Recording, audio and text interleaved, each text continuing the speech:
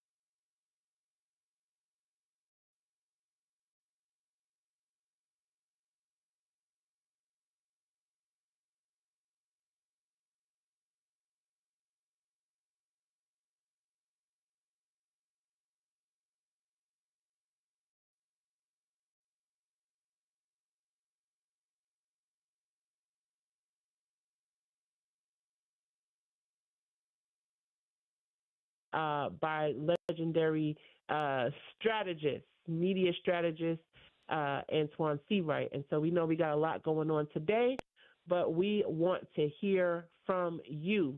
And those of you who are dealing, as we are celebrating Black History Month, as we are closing in on the month as they named it to be Black History Month and what it means to you. I know that we just lost Reverend Jesse Jackson in the flesh, and I know that people are saying, wow, we got a lot of our leaders, have passed on. A lot of our leaders, we can no longer speak to, we can no longer hear from. A lot of leaders in this struggle, but there's a lot of leaders that are still here and that are still on the move and still involved in the action.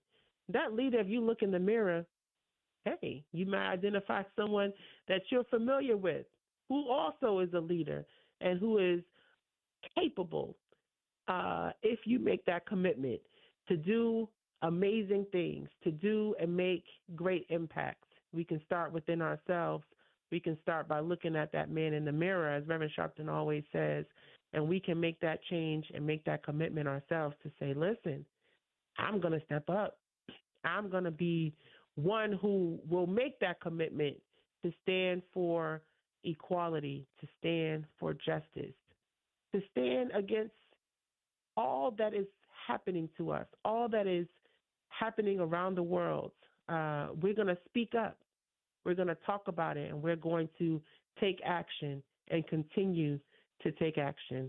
It's Hot Button Issues Monday. Y'all can join in on the conversation today. Reverend Sharpton will be joining us momentarily, and Antoine Seawright, but you can join us today by calling us at 1-877-532-5797, 1-877-532-5797. Got a lot to talk about and want to get into, of course, talking about your president, Donald Trump, warning trade partners that he could hit them with much higher tariffs following the Supreme Court's ruling last week, striking down some of the U.S. duties. Want to talk about that. Want to talk about this demanding of Netflix to fire Susan Rice from the board after she said that corporations take a knee to him. A lot of people have been talking about that. We want to talk about that in this Hot Button Issues Monday and so many other things that are happening around us and happening to us. Certainly we want to, of course, raise the alarm, and we want to keep it real, as we know the Reverend tells us to do on a daily basis. So why don't you join us on this Hot Button Issues Monday, 1-877-532-5797. I believe we're going to take a break. You're listening to Keeping It Real with Sharpton, 1-877-532-5797. We're snowed in. It's a storm happening across the country, across the tri-state area at least. But, hey, we got to keep it hot. Keep it hot on this Hot Button Issues Monday. Hey, Reverend Al. Yes, ma'am. How you doing, Dominique? I am I know both of us are in the city where snow is still falling there. They are predicting up to 2 feet, but they have just lifted the ban so people can drive. So I couldn't get to the studio, so I couldn't do it live stream, but I'm doing it working out of the study at the house. So let me take my break. Thank you for starting us off. I'll be right back after the break. Right. It is Hot Button Monday. Al Sharpton, I won't be snowed out. I won't be slowed down. Hot Button Monday. Give me your calls. A lot happened over the weekend. I want to hear from you. 1-877-532-5797. 1-877-532-5797. Sharpton, keeping it real. Be right back. I want to talk to you. I want to talk to you. Just break.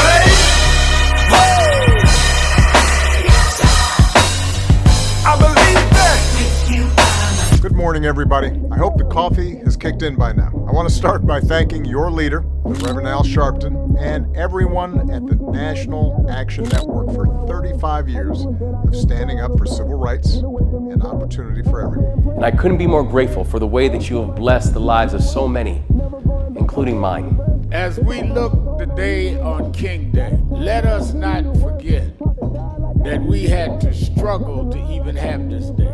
They did not wake up one morning and say, let's give a federal holiday to Martin Luther King. People petitioned, people marched.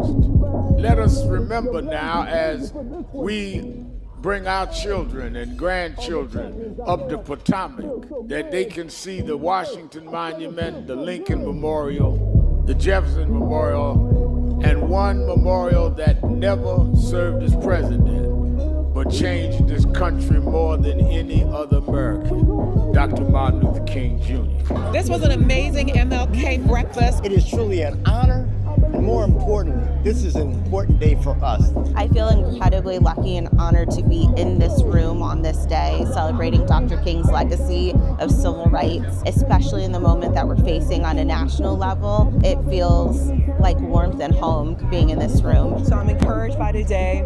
I'm encouraged that we're getting out, we're protesting, but more needs to be done. We need to lean in. And let's keep fighting, because the job is not done here. And I just feel so honored to get this award. It's not about getting an award, it's about doing the work. And let's keep up with the work.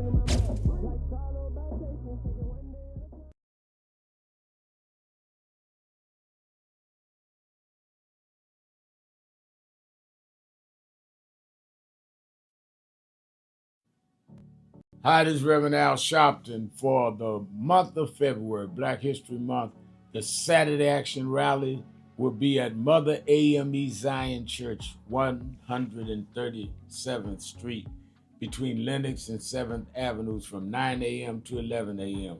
We're glad, as we transition into our new headquarters, our 4 Saturdays of Black History Month, we'll be doing those rallies at Mother AME Zion. Stand on historic ground, holy ground, where Frederick Douglass spoke, where Madam C.J. Walker was funeralized, where Sojourner Truth had a Underground Railroad come through. I'm so excited about being there as it prepares us to move on to our new headquarters. Let's go back and stand on the rock that our people stood on for decades.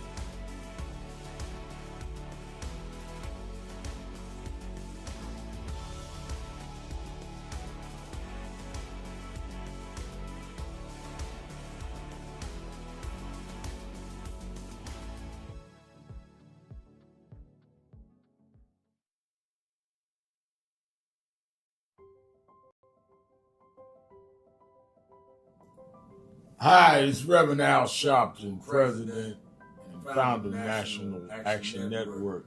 We are at the very end of 2025, and I want to first say that I want to thank all of the officers, chapter leaders, regional directors, national staff, and certainly National Board of National Action Network for a solid and absolutely incredible year in 2025.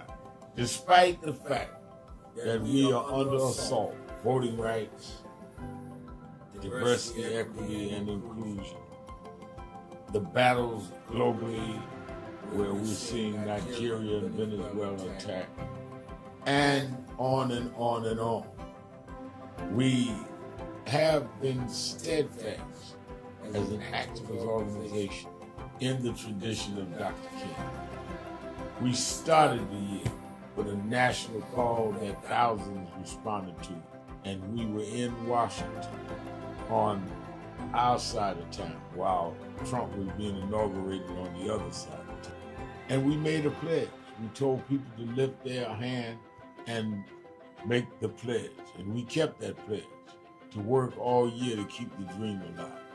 And that led into when Trump went after DEI, we supported some that were boycotting, and we started boycotting, something that had never happened. We said we're going to go buy from those that have committed to keep DEI, and went in several cities around Costco's and shopped We've now bought stock in other companies. We're going to shareholder meeting and demand they continue DEI. We've had a sensational National Action Network convention covering the span of activity, from political empowerment to education, to how we deal with the black church, how we deal with black women development that has to deal with both discrimination based on gender and race.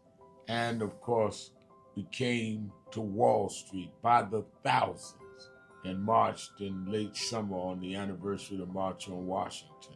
And people thought you could not get people out, and they came from all over the country. And we marched on Wall Street and had an enormous turnout. The only mass black march, black-led march this year. We had a lot of protests, a lot of marches. I salute all No Kings marches and all.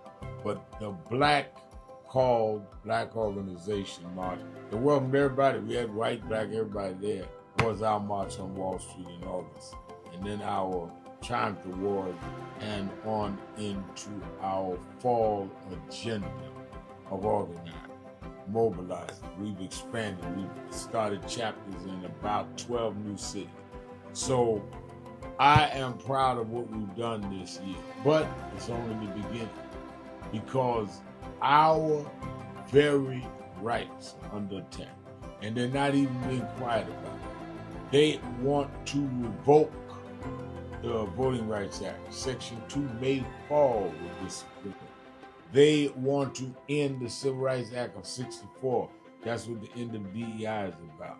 So let us be more alert and active than ever. History will decide whether the civil rights gains of the 50s and 60s died in the 2020s. That's on your watch and mine. So if we've got to march, we have to protest, we have to lobby, we have to rally, whatever we need to do, we need to put our shoulder to the wheel more than ever. I'm going to lay out a plan on King Day, both in Harlem at our annual event and in Washington at our annual Martin Luther King Day breakfast that we do in D.C., we do two cities that day. And then, of course, all roads lead to New York to paper for our convention. We had, as I said, the largest attended convention last year in 2025. It needs to be more this year because our very existence is at stake.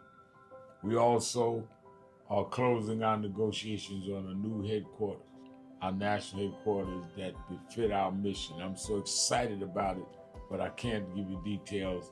We're just about ready to sign the contract, but it will be something that will last longer than many of our lifetimes.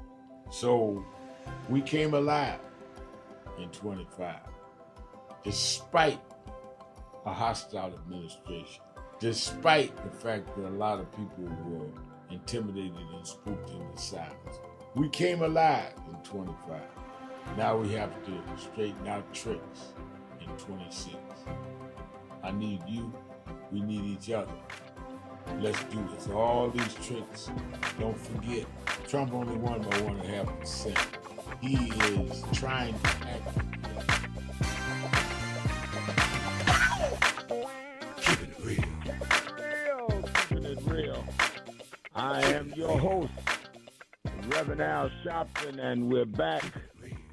1-877-532-5797 this Monday morning. Snowy in the Northeast, and snow is beginning to lighten up, and they're beginning to open up streets.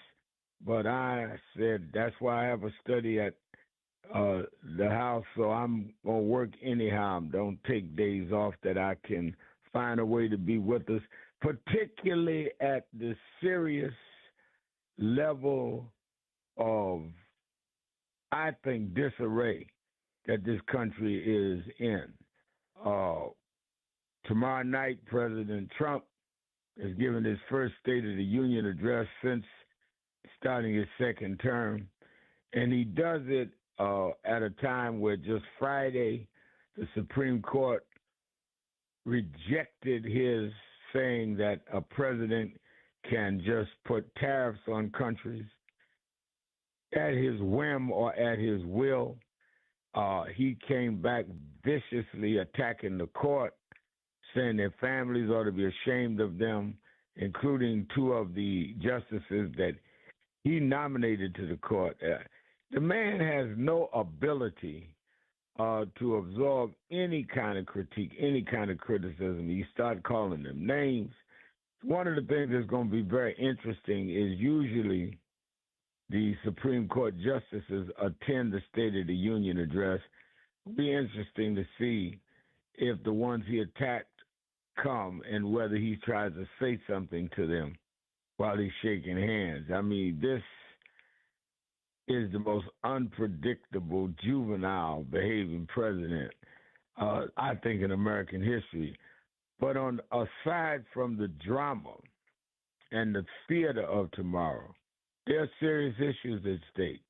One, the tariffs. Now he is saying that he's going to put a 15% tariff across the board. Well, that will cause inflation for American citizens. Any number of studies have shown that the tariffs has been 90% paid for by consumers in this country because they just raised the prices to offset the tariffs. Secondly, the Affordable Care Act, which is still in limbo. I had over the weekend on Politics Nation several members of Congress and Senate where I said to them, where is the common ground? Is there a common ground? People's premiums, Congressman Mfume was on last night, people's premiums are going up as we speak, and they're not even discussing this as a news item, which in and of itself is disgusting. And what are you dealing with in terms of defunding ICE, and finding another way to protect the border, but also protect people's civil and human rights, which has been absolutely unequivocally violated by this administration and how DHS, Department of Homeland Security, has handled things. So a lot I'm going to be looking for tomorrow night for Trump to address as, let's say, as low expectations as I can have. I'm still going to give him the opportunity to prove me wrong. All of this looms as you see polling is going against him. He has the worst polling numbers that we've seen in his presidency either time. His base is turning on him. And at the same time, the midterm elections are a few months away. Early voting for primaries have started in some states. Everybody should vote. Everybody should not drop out. This is the time to drop in. I tell people that's frustrated with where we are and where the process is, that's exactly why you should have voted last year. We wouldn't have been at this place. And by not voting this year will only prolong the misery and the pain that Americans are going to have to suffer because of your negligence and ignorance. That's all it is, ignorance. And I think that we definitely have to call it like we see it. So let's talk about all these issues this Hot Button Monday and maybe issues I did not raise. Let me thank all of you that watched Politics Nation over the weekend. I had on King Jeffries, the minority leader of the House, was on. I had Jesse Jackson Jr., who talks about his father and talked about, in fact, I had Jesse Jackson Jr. on the television show right after Hakeem. Talked about his father, his character, talked about all of our relationships down through the years. I had the Lieutenant Governor of Minnesota. I had members of the Congress both nights. I don't waste your time when I ask you to watch Politics Nation with Al Sharpton. So we're going to take a break, and when I come back, I'm going to the phones, 1-877-532-5797,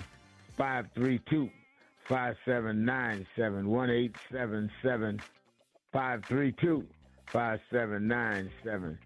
Sharpton, keeping it real. Be right back.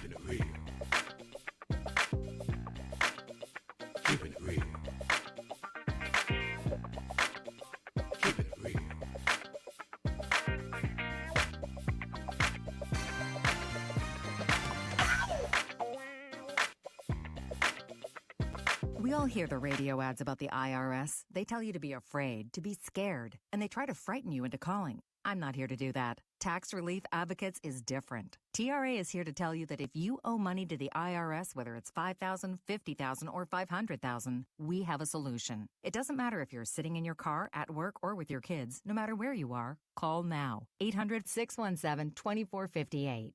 Don't lose hope. TRA can eliminate or reduce what you owe to the IRS. Generous programs are now available that can give you a fresh start. Our passion is taxes and helping individuals fix their IRS problems. We have over 1,000 5-star reviews on Google and an A+ with the Better Business Bureau. You don't need to be afraid of the IRS any longer. End your tax nightmare today by visiting us online at TRA.com or call 800-617-2458. That's 800-617-2458. Tax Relief Advocates. Real solutions for real people. Hey, John, why so glum? I just got let go. The company's downsizing. This is the third time in the last 2 years.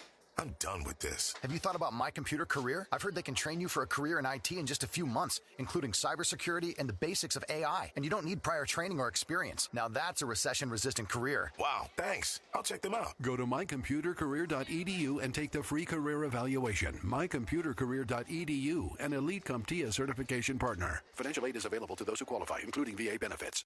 TV1's Fatal Attraction podcast is back with an all-new season. If you've ever been intrigued by the complex and sometimes unsettling aspects of love, this season is for you. We will explore love triangles, betrayal, financial turmoil, and gripping mysteries that will keep you on the edge of your seat. For anyone passionate about true crime and looking for suspense, the Fatal Attraction podcast is an absolute must-listen. To listen, go to urban1podcast.com or wherever you get your podcasts.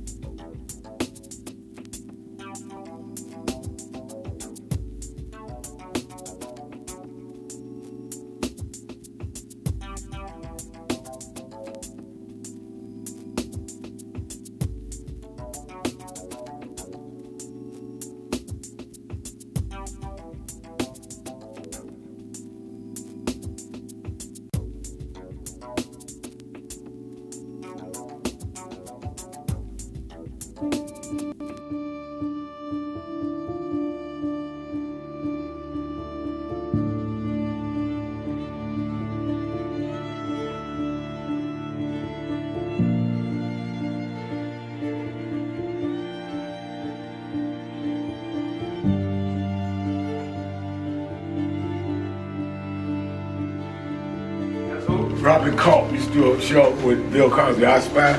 And he did a documentary on breadbasket, Robert Cole. Oh, wow. You need to see that documentary. It's great. Absolutely. I lived this. I didn't read this. I lived it. I was there. You true to this? I'm true to this. Not new to this. I ain't new to this. Vote to phone Troy. He was, Jack Odell was one of the guys that Kennedy warned Dr. King about. Say he was a communist. Okay, wow. Jack Odell and Stanley Levinson. And Reverend brought him in. Nobody else in the movement would deal with Jack. Reverend brought him in. Oh, yeah. Sure. Just her. Just her. But there's stories behind all of it. It didn't just happen. But I am somebody. I may be on welfare, but I am somebody. I may be in jail, but I am somebody. I may be uneducated, but I am somebody. Beautiful, crime. I must be respected. I must be protected. I am somebody. Come today. I see the Reverend Jesse Jackson is here. Lord, we thank you for the Reverend Jesse Jackson. I see the Honorable Maxine Waters is here. We thank you for Maxine Waters. You see the Reverend Al Sharpton is here. We thank you.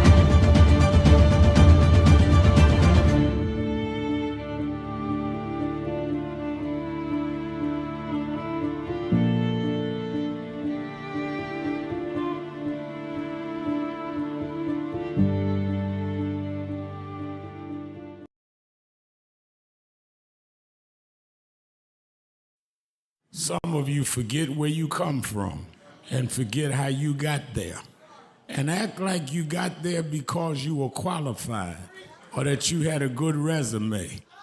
But some of us had to pay a price for your resume to even be read. Some of us had to take nights in jails and licks upside the head or shut out of boardrooms like Byron so you could walk down red carpets and act like you got there by yourself.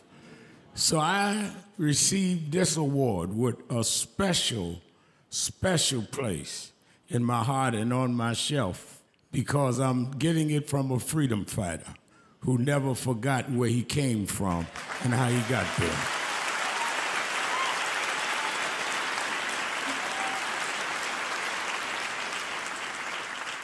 Yes, we've come a long way. We've had now a black president and now a black vice president. But we still can get shot down and have to march to get a case in court. We still can get shut out of boardrooms. We're still doubly unemployed in a good economy. So we're gonna have to keep marching.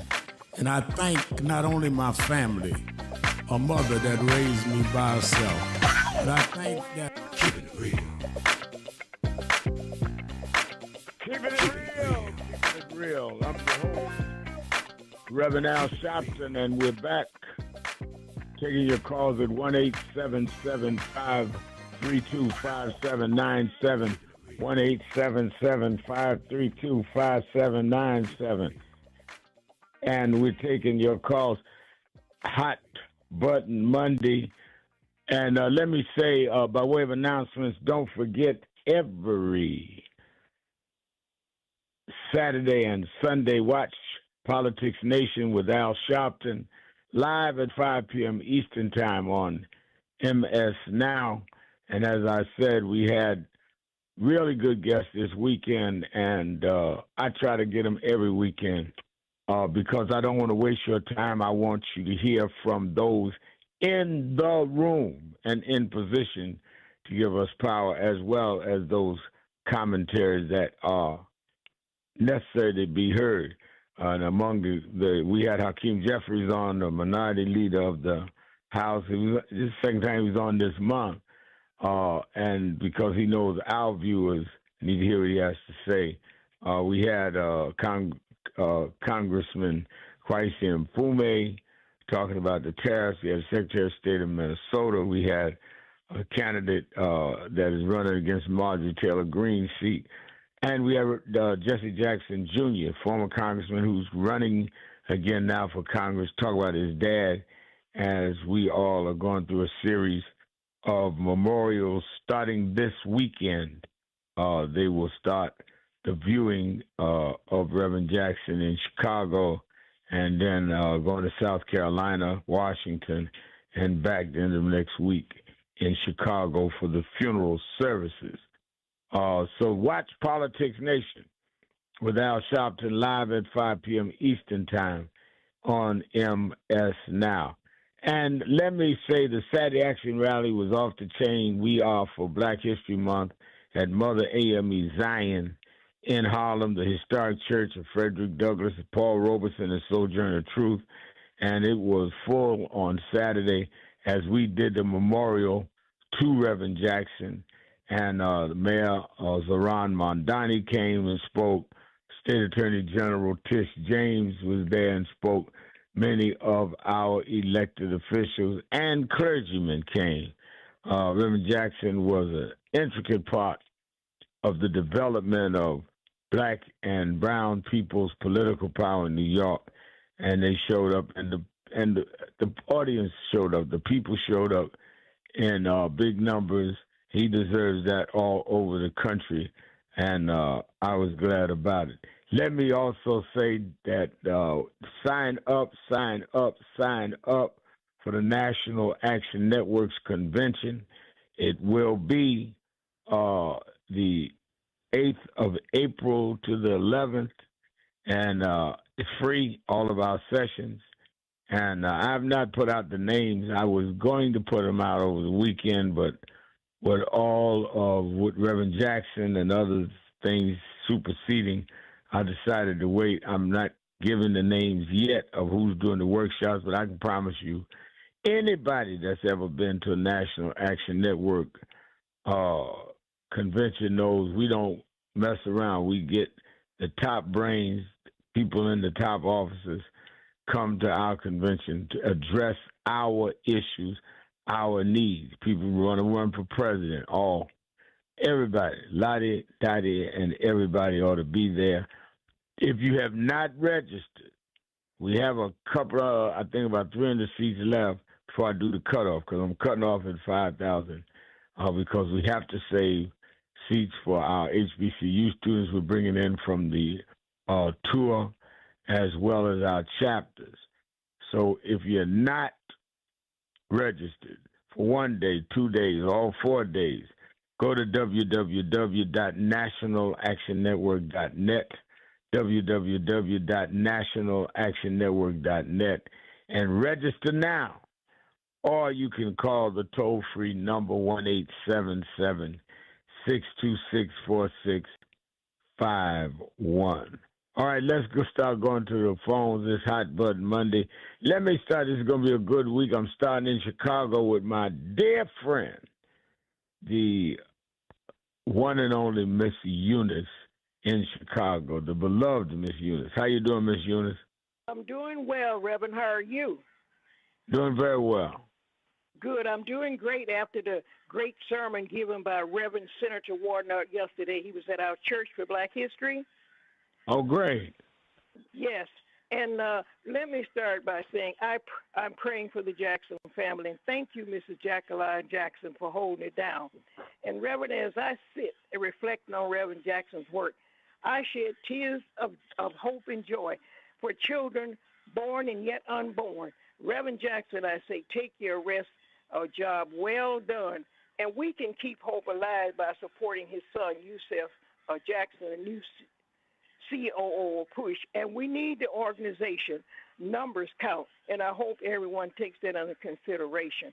And finally, Reverend, to think we have a man, number 47, holding office in the name only, and what a liar he is. 34 felons and implicated in so many underhanded things. And let me move on, let somebody else talk. And thank you for taking my call. What is interesting before you go, Miss Eunice, is interesting because you mentioned his felonies and all, his name all over the Epstein stuff. And this week, what's going to be a very interesting week that we should not get distracted from. Hear his State of Union address tomorrow night. And then on Thursday and Friday, former President Clinton and former Secretary of State and former First Lady Hillary Clinton have to go before the Senate committee to testify. So there's going to be a lot of nonsense thrown around this week, and we need to be alert and on top of it. And I'm waiting with bated breath because he should have been under jurisdiction long time ago. Over and over again, he gets away. I'm wondering how much will the Senate tolerate. They're sitting there, Johnson especially. This man, I don't know what's going on. He doesn't have a soul. And thank you, Reverend, for taking my call. All right. God bless. Always good to hear your voice.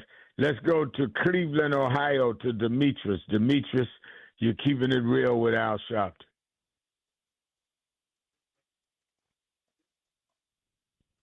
I don't hear Demetrius.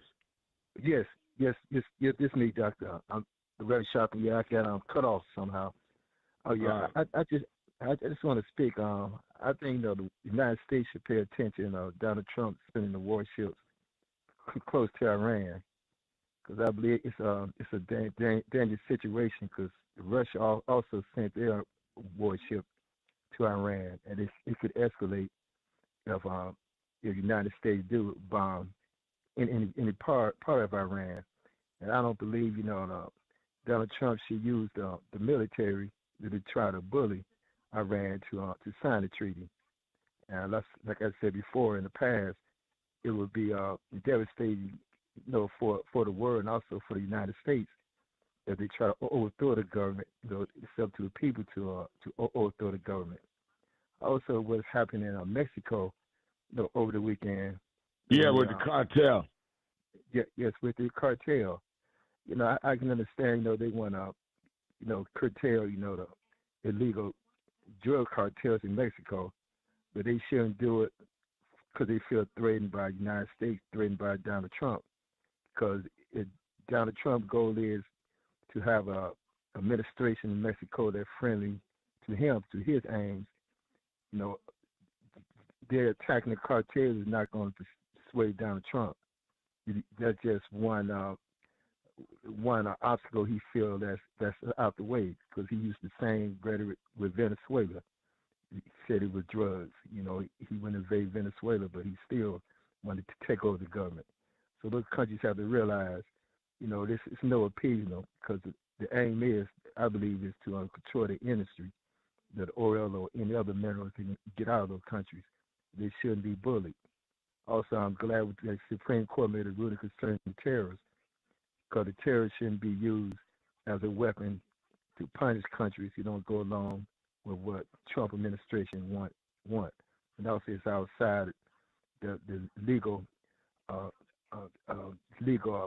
qualification of a president, because he don't have the right to do that in the first place. So he should be carteled. And also, when it comes to the elections, he wanted to nationalize the elections. And also, I believe when it comes to re-election time, even for himself, after the 4-year term is over, there will be problems. He will try to stay in office. Yeah, I would not be surprised if he didn't challenge the Constitution. I'd be surprised if he didn't. But I think people are mobilizing now. Even if you look at their polling numbers, independent voters have gone all the way away from him, and some Republicans have gone all the way away from him. But I think in the litany of situations you named, every one of them is important, and every one of them were expected by those of us that warned people what would happen if Trump got back in office. And he's been in there now just a little over a year, and look where we are with the inflation. Affordability is not going up. Unemployment among blacks is still almost double that to whites. We are still on the brink of a war with Iran. He has snatched the president of Venezuela. And not to mention ICE making these deportation moves, killing 2 innocent people in Minneapolis, ICE killing them in this whole move to deport people. And I haven't even got to the top of the list, my list, what he's done to our community. ending DEI, ending diversity, equity, and inclusion, and we've had to fight with some companies to keep them in line. We're going to deal with that at our convention. Some have said publicly, no, I'm not doing it. I'm standing up to Trump. I'm not ending DEI. And some have not, which is why we privately bought some stock. 2 or 3 companies got wind we were coming. So we got a strategy so we don't buy them in bulk. But we cannot keep shopping, spending our dollars with people that do not reciprocate with giving contracts to our businesses, jobs to our people, training programs for those that need the technical skills. We have got to start using our dollar in our self-interest. So I think with all that you ran down, Demetrius, in the context of where we are, we have no choice but to fight. I agree. Yeah, we don't have a choice because the main aim is to roll the clock back to a time, when those in power maintain power, and the power we have as people and as a working class, as Americans, it is to unite. We have to be careful where we spend our dollars. We have to use our political clout as well, and we have to come together economically, also as people who have the same values.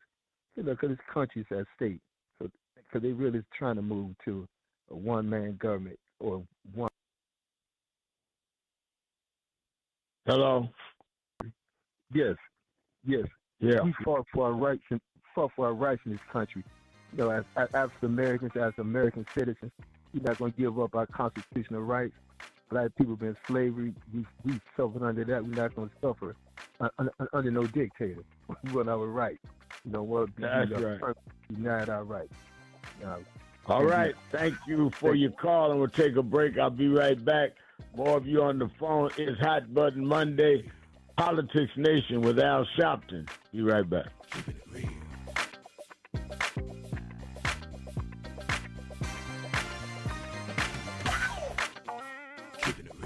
Breaking news. The issues, the stories affecting you. Now here's the news from News1.com. It's Sybil Wilkes with what we need to know. J.P. Morgan Chase confirmed in court filings that it closed more than 50 of President Trump's personal and business accounts back in 2021. The mass terminations hit everything from his private banking relationship to accounts for his hotels and housing developments. While the bank's letter simply told him to find a more suitable institution, the president's lawsuit argued the move was a coordinated effort to distance the bank from him following the events of January 6. If you got travel plans, you might want to check with the airlines or at least check your app. The blizzard hitting the Northeast has already caused a nightmare at the nation's airports. Airlines have canceled over that I want to end. He talked about the dry bones in the valley. I'll tell you that. The only reason that the wind could blow life into the bones is because at some point they had to be connected. If the wind had blown into a disconnected body, it still wouldn't have worked. So before he prophesied to the wind, they had to first get the foot bone to connect to the ankle bone, and the ankle bone to the calf bone, and to the knee bone, and the knee bone to the thigh bone. If we are to prophesy to the wind, we must first connect this body. We must connect Eddie Long to Farrakhan and Cornel West to Elders and Lowry to Sharpton. If we can connect this body, then God will blow the breath of life into our community. But as long as we are disconnected, the wind can't blow because it's blowing on disconnected dry bones. But the good news is that we're the children of people that have been through worse than this, and we're still here. So even though I get despondent, I don't ever get depressed, because I want the world to know you won't beat us, because we're the children of those that took the worst form of slavery and brutality that ever lived, that ever existed. Our parents survived the Middle Passage. Only the strong got here, and then we lost our name, our culture, our religion, and we're still here. But you don't know who we are. We're the children of Chaka Zulu. We're the children of Mary McLeod Bethune. We're the children of Marcus Garvey. We're the children of Martin Luther King. We'll be here. We were first, and we'll be last. We know who we are.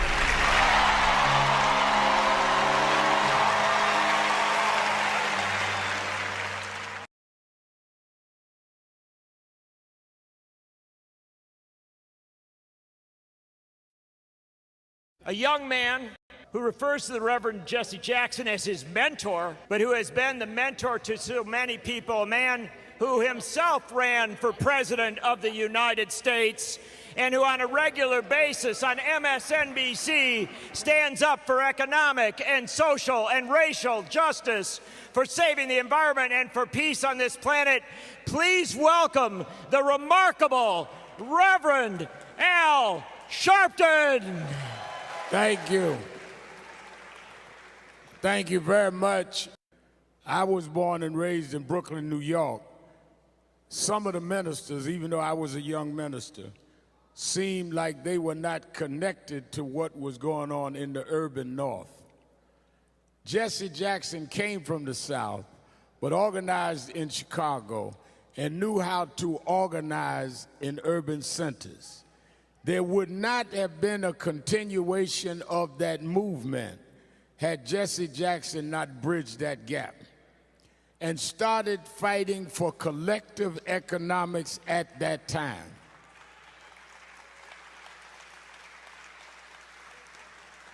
Way before we started talking about corporate accountability, he was boycotting Fortune 500 companies, dealing with the economic policy, dealing with the exploitation of the poor. He became a national figure holding corporate America accountable. What people are doing now was started by Jesse Louis Jackson.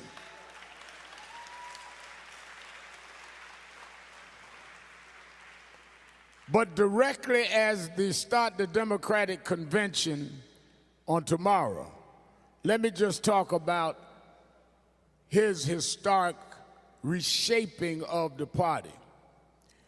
In 1983, he started saying a black should run for president. There was in 1972 the Gary, Indiana Convention, National Black Political Convention.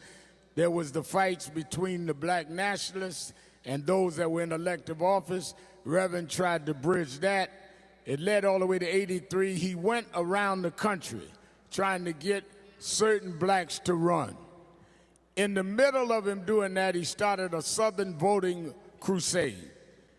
As he was on the bus going through Mississippi, through Louisiana, registering voters, people started saying, "You should run, Jesse." And we started to chant, "Run, Jesse, run." Most of the black elected officials didn't see it. He ran anyway. And he ran and won many of those primaries, and he put us on the agenda saying our time has come. But he did something that shifted the party and shifted history. And that is when he ran in '88. Not only did he win more delegates and win more states, he changed the rules of the party. This is what I come to say tonight. When Jesse Jackson from the '88 campaign changed the party from winner take all to proportional representation, let's not forget, before '88, if you got one vote more than your opponent in a primary, you got all of the delegates. Jesse Jackson changed the rules to where it didn't matter if you got more or not, you still got your share of delegates based on the vote you got.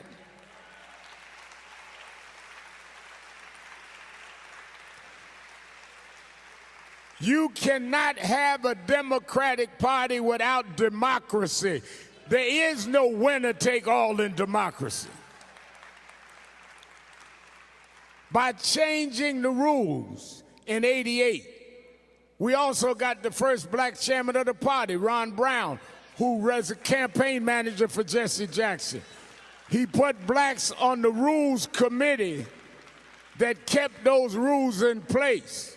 So in '08, if there had not been proportional voting in the primaries, Hillary Clinton would have been the nominee.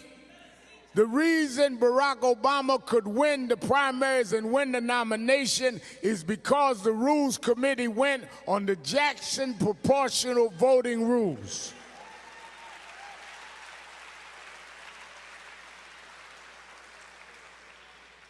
As we come into 24, when Joe Biden decided not to run, and there were those that said, let's have an open convention. There were people on the Rules Committee, when Joe Manchin said he was thinking about running, they said, well, no, you can't run, because the rules won't let you run. Those people on the Rules Committee were put there by Jesse Lewis Jackson. The reason Kamala Harris is going to be nominated starts right in this building, starts right with this man. It has been a long journey, but the one that brought us this far was Jesse Lewis Jackson. It's a remarkable career to be born in the Deep South, in the back of the bus, and to grow into being a world figure that literally changed the political structures as we knew it. Put two of his sons in Congress. Congressman Jesse Jackson Jr., who's a constitutional scholar. Jonathan Jackson now. Reshaped the civil rights movement. What we're doing now with civil rights organizations, we learned at his feet. Let me end by saying there's some people that say that it's sad Reverend Jackson from Parkinson's can't walk like he used to and talk like he used to. But I want you to know that every time a black opens their mouth and talk about democracy, Jesse Jackson is talking. Every Al Sharpton, and we're back. It's Hot Button Monday.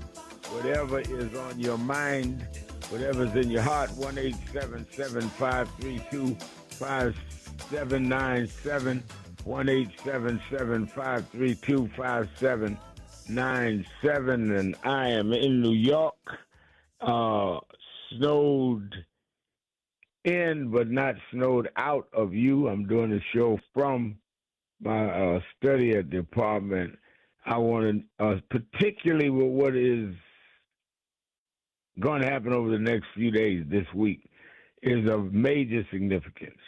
President's State of the Union address, the depositions by former President Clinton and First Lady Clinton, a lot going on, and we need to be on top of it. The Congress still wrestling with a deadline. So let's go through all of it. I'm joined as I am every Monday to kick off the week and works with us on Monday, the political strategist, Antoine Seawright. Antoine. Oh, it's cold in New York, but it's hot in America, Reverend Al. It's good to be with you. I'm glad you're safe, more importantly, and to the people who are trapped into the storm, please remain safe and please follow all local guides and instructions wherever you may be. That's for sure. Forecast for me, your views, and then that of the Democrats on tomorrow night's State of the Union address. I know that there will be the official response by Spanberger from Virginia, and I know that there's a counter rally while it's going on. Senator Jeff Berkeley was on Politics Nation with me last night. There'll be a counter rally while the inauguration is going on. But what is the general tone you're hearing around Washington about the State of the Union, and what, if anything, do you expect that we may hear addressed that we haven't heard him address before? Well, Red, let me deal with one thing you said into your intro about the Clinton political theater that we know will take place. It's ironic that the Republican majority scheduled the hearing the same week as the president's State of the Union address, and that's not on accident. But I'll just say that the State of our Union, of course, is upside down. The president is underwater on every single major issue you can think of, particularly kitchen table issues. He's upside down on the issues that he actually campaigned on, the economy and certainly immigration. And so look for him to spread tons of disinformation, misinformation, lies is what we call it in most places.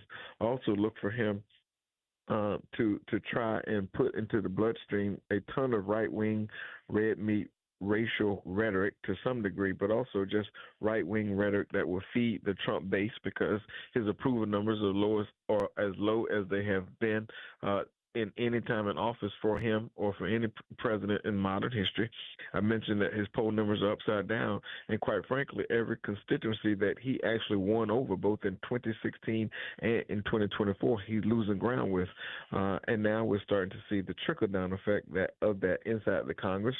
People know he's moving closer to lame duck, so they do not fear him for the most part in the United States Congress, both on the House side and the Senate side. As it relates to my party, I think you're going to look for a very powdered keg approach tomorrow night in terms of response. You'll have the official response from Governor Spanberger, a national security mom from the Commonwealth of Virginia, first woman to be elected governor, served this country, was a frontliner while she was in the Congress, had one of the most historic victories in the state of Virginia history, a 15-point victory, ran on an affordability agenda. And so I think that is I think that you'll see that from her, and then you'll see some other responses from others tomorrow night that will speak to the needs, concerns, fears, and hopes, aspirations of the American people. There's early voting already started in some states. What are the states we need to be looking at as early voting started, and as primaries start in some states as early as March?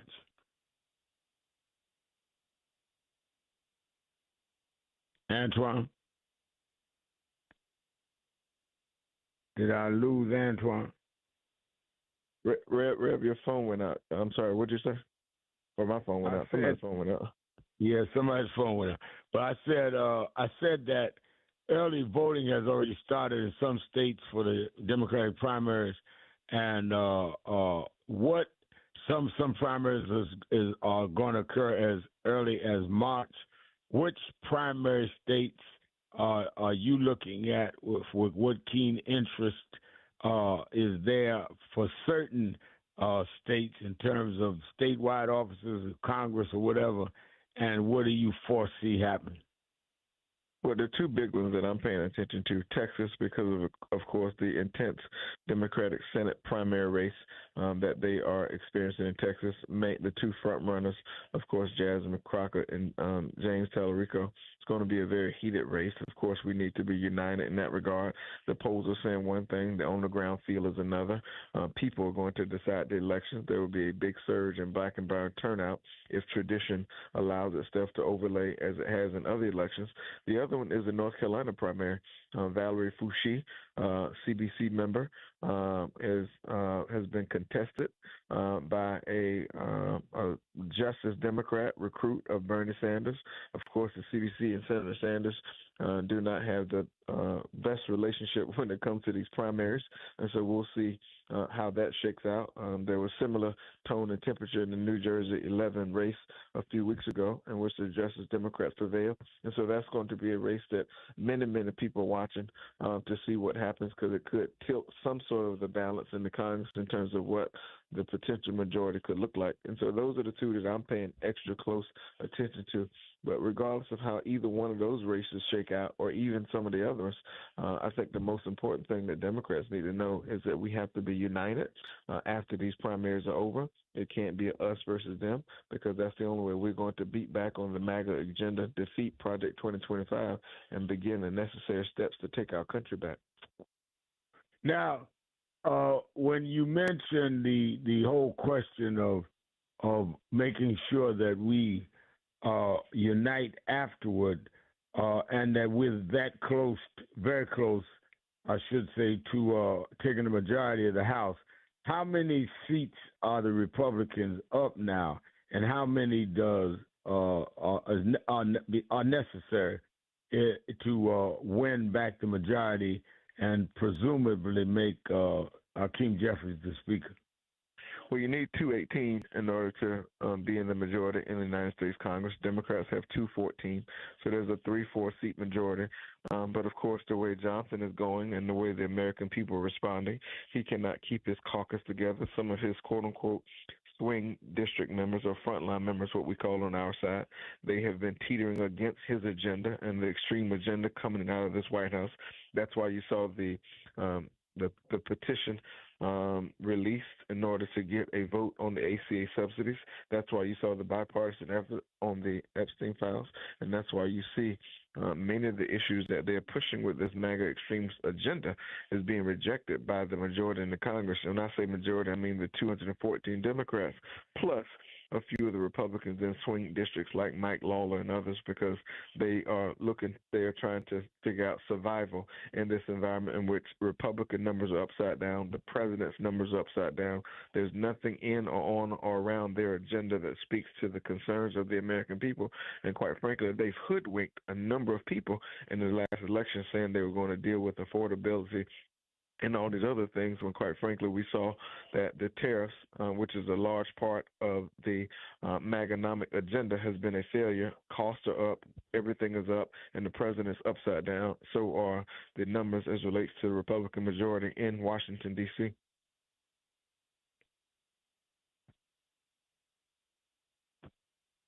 Hello? I'm here, Rep.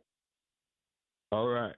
I think that you summed up well. I think the other thing that we've got to be very cognizant of is that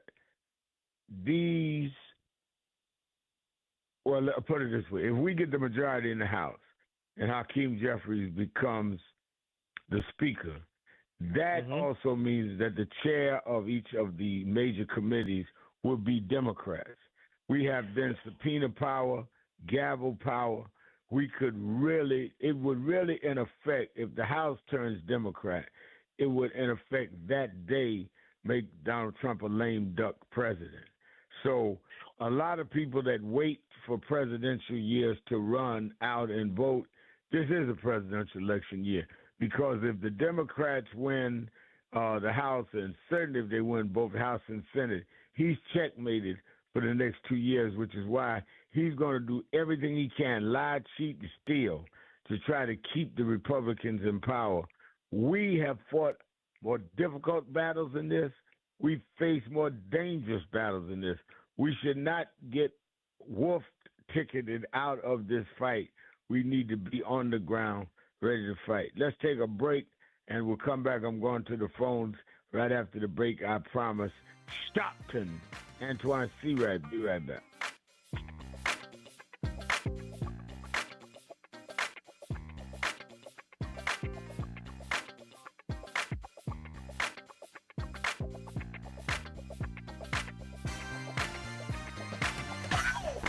Breaking news. The issues, the stories affecting you. Now here's the news from News1.com. It's Sybil Wilkes with what we need to know. Looking ahead to 2028, the political landscape is already shifting. California Governor Gavin Newsom told CNN's State of the Union that he will soon decide with his family whether to launch a presidential bid. When asked about a potential primary matchup against Kamala Harris, Newsom noted the fate will decide. His rising profile and frequent verbal sparring with President Trump made him a top name to watch as the Democratic Party looks toward the future. In Florida, a security breach at Mar-a-Lago turned deadly. The FBI is investigating after Secret Service agents shot and killed an armed intruder at the resort early Sunday morning. The suspect was identified as 21-year-old Austin Tucker Martin of North Carolina. He was reported missing by his family just a day earlier. Agents say Martin entered the secure perimeter with a shotgun and a gas can. President Trump was not at the property during the incident and no officers were injured. NASA's Artemis II mission is facing another setback. The first human moon mission in over 50 years was scheduled for March 6th.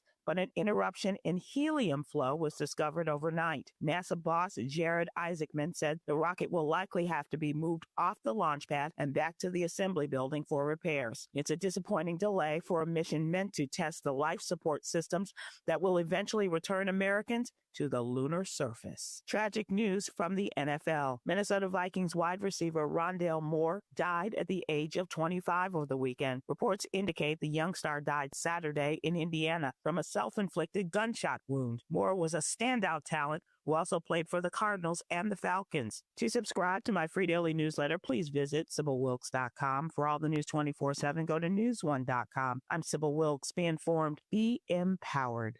Time is up. The IRS is in full collection mode for 2025, issuing liens, levies, and garnishments to anyone who has a past tax debt or unfiled tax returns. Don't wait till it's too late. Your paycheck and bank accounts are at risk of being seized. Call now and stop the collection process today. If you're living check to check, no matter how much you're making, you still may qualify for the Fresh Start programs offered by the IRS to reduce or even eliminate your tax debt. It's just a 5-minute call to get your options, and it's free. If you owe back taxes, have years of unfiled tax returns, under audit, have a wage or bank levy, or finally just want to sleep better, business or personal, call the experts at Republic Tax Relief while there's still time. A+ rated by the Better Business Bureau, and tough. This veteran-owned company has the fight you need to take on the IRS. Don't go at it alone. The call is free. Call their hotline number now, 800-259-4546. That's 800-259-4546. Find out if you qualify today. Call 800-259-4546 or go to republictaxrelief.com. Hey, John, why so glum? I just got let go. The company's downsizing. This is the third time in the last 2 years. I'm done with this. Have you thought about My Computer Career? I've heard they can train you for a career in IT in just a few months, including cybersecurity and the basics of AI. And you don't need prior training or experience. Now that's a recession-resistant career. Wow, thanks. I'll check them out. Go to mycomputercareer.edu and take the free career evaluation. Mycomputercareer.edu, an Elite CompTIA certification partner. Financial aid is available to those who qualify, including VA benefits. 2026 is here, and we are officially in primary season. Make sure your voice is heard. Get registered in your state today because you cannot vote unless you're registered. If you need information on how, when, and where to vote, visit your local Board of Elections website and get prepared. Not happy with the current state of affairs? Vote in your upcoming primary and make a difference. Urban One thanks you for registering and for voting. For more information, visit onevote2026.com. Sponsored by Urban One.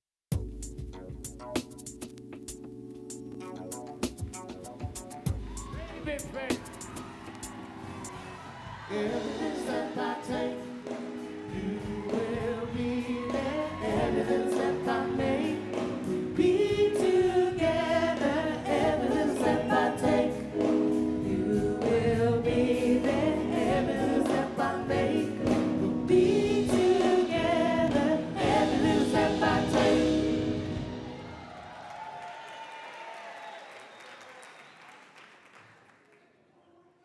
Whew. Thank you so much. I was thinking I was going to prepare a speech, but I can't read those things anymore. Name's Babyface, not Baby Body. But I wanted to, you made me sound so good with those words. I was like, that was me? I was like, when I look at my life and I think of the music and everything that I've done, I used to say that I don't know where it came from. I don't know where the words come from. I don't know where the music comes from. I don't know how I got here where I am, but that's not true. God got me here. This is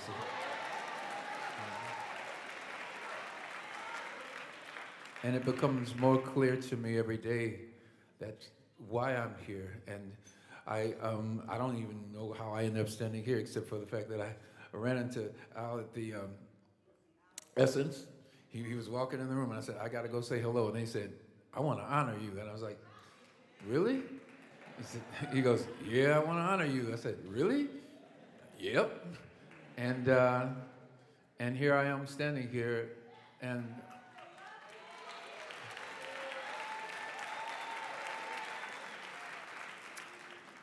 I can well, thank you. I always want to do this, Michael. I love you too. Um, sorry. But I think of moments like this, I can't help but just think of how proud my mom would be for me to standing here. I have to say that just to be standing here and to be invited by Al Sharpton, and I want you guys to really think about this man who invited me here and how he has been fighting the fight for us all of these years.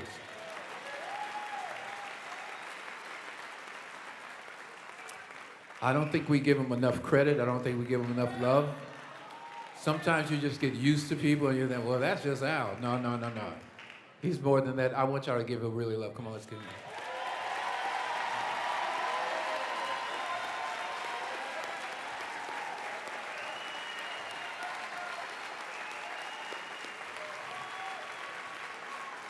It's very true. Because I can remember times, I'm 67 years old, I can remember times in Indianapolis, Indiana. Yeah, it's true, I'm 67.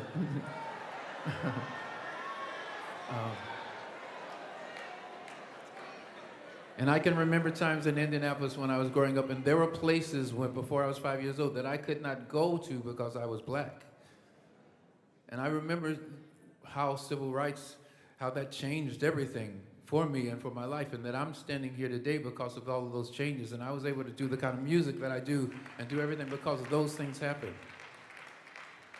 And so for me to accept an award like this, because I've never gotten an award like this before, and so I really appreciate it, and I'm just so thankful, and I thank my mom for giving me the sense to always be humble with my life and to never think that it's all about me.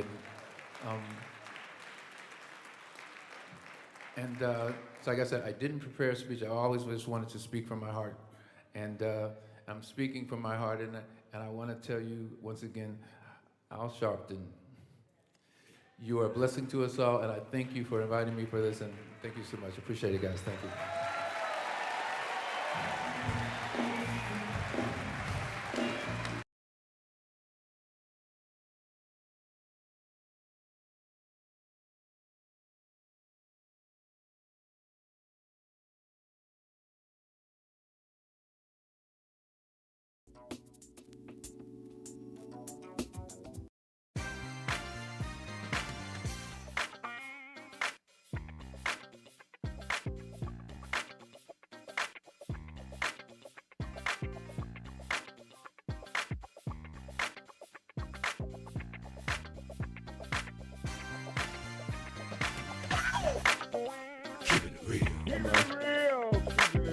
I'm your host, Reverend Al Sharpton. Antoine Seawright is our co-host. Let's go right to the phones, Antoine. Let's go to Philadelphia, Pennsylvania, WURD, to Disco Brian. Disco Brian, you're keeping it real with Sharpton and Seawright. It is once again an immense honor to be here, gentlemen. Last Monday, I was listening back before I called in today, last night, in preparation. I wanted to mention that Pam from Chicago made a really excellent point that when it comes to who she would trust to go on to certain right-wing shows and still represent our values clearly, her list was very short. It included you, Rev, and you, Antoine Seawright, and I agree 100% with her. She also called out Gavin Newsom's podcast approach and how easily, especially in its early incarnation, it slipped into friendliness with people who don't deserve soft treatment. Newsom opened his podcast with 3 guests, Charlie Kirk, Michael Savage, and Steve Bannon. And the pattern kept going. In his first 20 interviews, gentlemen, I just researched this, almost all were white men, and none of the hard right conversations were meaningfully adversarial. And that's why Thankfully, his recent interview with Congressman Jim Clyburn of South Carolina stood out because it's magnificent. Newsom actually listened to an elder black statesman who, like you, Rev, is an encyclopedia of the civil rights movement, and did what far too few white Democratic men in leadership do. He actually listened and soaked up wisdom, which was beautiful. And while that interview is a promising sign, I'm still praying that Newsom is held to account by you, Rev, and all of your MS Now colleagues for those initial cringeworthy interviews on his podcast with mostly white, mostly male figures like Bannon Kirk, and yes, a 2-episode interview with Newt Gingrich, all of which were very friendly. Now, do you think the strategy there, do you think was for him to say that he is willing to broaden his base if he runs for president? He's not intimidated by them.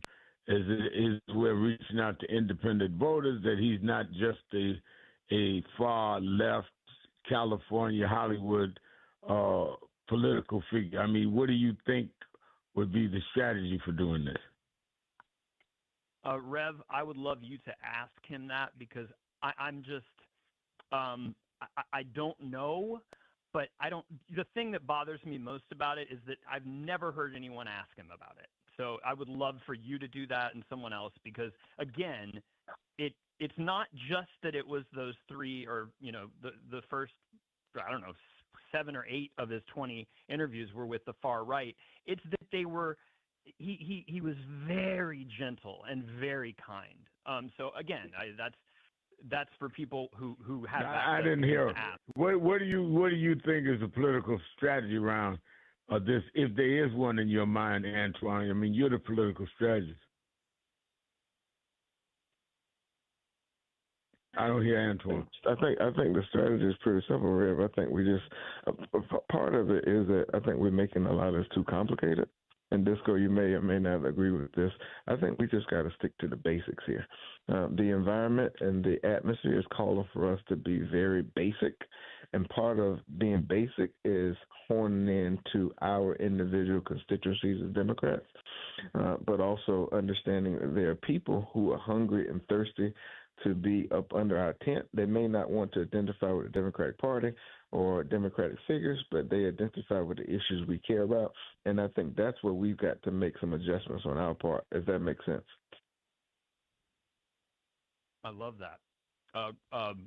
Rev, Antoine, if I could ask one more question. I have a question for you, Rev, and one for you, Anton. George Orwell said that it takes a constant struggle to see what is in front of one's face. But the clarity that you two gentlemen bring to this program makes that feel untrue, because you neither of you seem to struggle to name what's right in front of us. And again, last Monday, Rev, you said a lot of the progressives talk for us, at us, and not to us, and that too many leftists care only about class, not race. I'd like to add one more piece, Rev. Too many public figures seem more interested in making friends with the hosts than holding the host accountable. And they look conflict avoidant, like they're afraid to speak plainly, and doing so might upset the host and get them kicked out of the cool kids club, like politics is a popularity contest instead of a vehicle for justice. And I'm wondering, Rev, if you agree with that. And Antoine, when I asked what could be gained last week from pro-democracy voices going on to far-right podcasts and shows, your answer was perfect as usual. You said you'll go anywhere onto any show as long as you're treated with respect. But Rogan's show has spent over a decade functioning as a launch pad for ugliness, platforming anti-vax conspiracies, transphobia, Holocaust deniers, and repeatedly treating Elon Musk, who has mainstreamed anti-Semitic and racist rhetoric, as a kind of genius strategist. It's also a show where the guest mix is overwhelmingly right-wing, and where Rogan's political fire is almost exclusively directed at black and female Democrats. So going back to your standard, Antoine, respect. my question is this. Given that record, is there any way for a justice and democracy advocate to go on to that show or any of the ones that it has spawned in good faith without legitimizing it? And if yes, what are the minimum conditions that would have to be met? What would respect look like in practice? Thank you, gentlemen. Well, let me say the question that you raised to me. I think that clearly we must have a pronounced, announced agenda to the voters, to people on what we are about, and be unequivocal about that. But at the same time, can reach out to all people as long as we're not compromising what we stand for. And I think that there is a significant body of voters in this country that are independent, that's neither on the Democratic side or the Republican side. And I think that you can stand up for what attracts them or that parallels their political beliefs, but at the same time don't turn them off by appearing elitist or rude or too unnecessarily confrontational. So I think it's how you thread the needle, Disco. Go ahead, Antoine. Well, I would just add to that, because I think that is a very colorful way of painting the picture, is that more and more people are becoming pro-value and anti-institution. That has always been the case with black folks, if you look back at our history from the time we came to this country until now. But I think more and more people are starting to grasp that belief and that concept about being pro-value and anti-institution. And that's why I declare that we have to speak loudly and proudly about our value set and own those things. We have always owned freedom. We've always owned the Christian faith, and somehow or another we've let them grab the microphone, those issues. We've got to take those issues back and remind folks those were our value sets, particularly as black Americans from the very beginning, and so we've got to own those again and take pride in that. All right, let's take a break. Thank you, Disco Brian. We're going to take our break. We'll be right back. It's Hot Button Monday, 1-877-532-5797. Shopton. See right. Be right back. We all hear the radio ads about the IRS. They tell you to be afraid.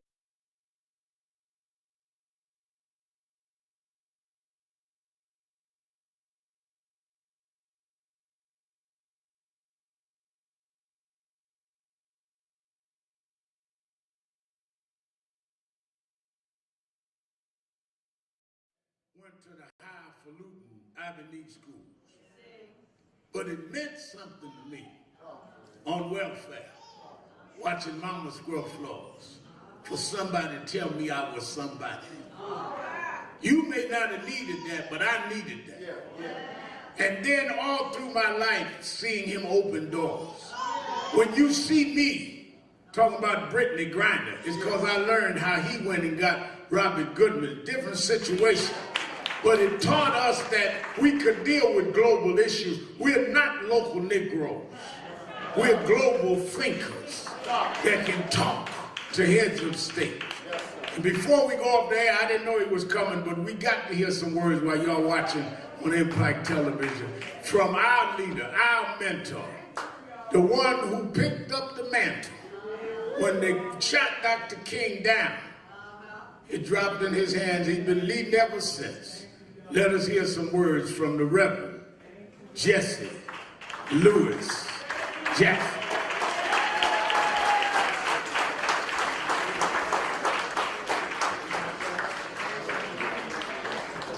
Come on, y'all can do better than that.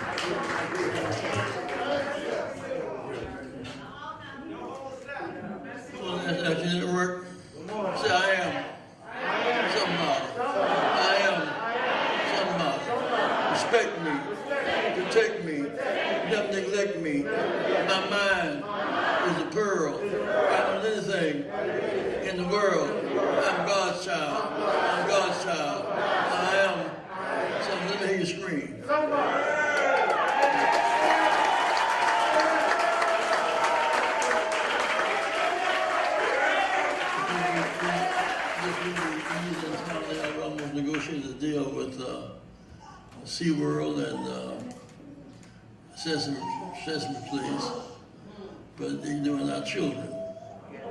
They wasn't focused on how much money we're going to get to deal for them, how many positions of power we're going to get. And there's a black on the board who owns 40% of the stock in the company there. The lawyer is a guy who was on the legal defense fund, a brilliant lawyer. So the blacks and minorities now are 60% of the company. It's about changing the circumstances in which we live. I want to express my thanks to you, Al, for being a part of that negotiation, being part of that process. You said this one action in the South, with a lot of voter registration right now.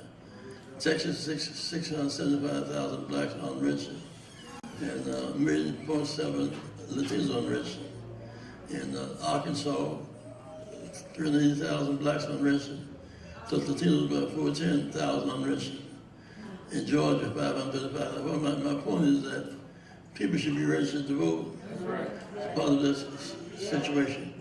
So I should be a registered voter because I'm an American. The registration should be automatic. You shouldn't have to pay a poll tax to register to vote. You have to go from in the country in Little Rock, you got to go 30 miles to register to vote. And that's today that office, they're mobile. You have to go back home and go back another day. We must fight for the right of registration, which is American citizenship. Talk to me, somebody.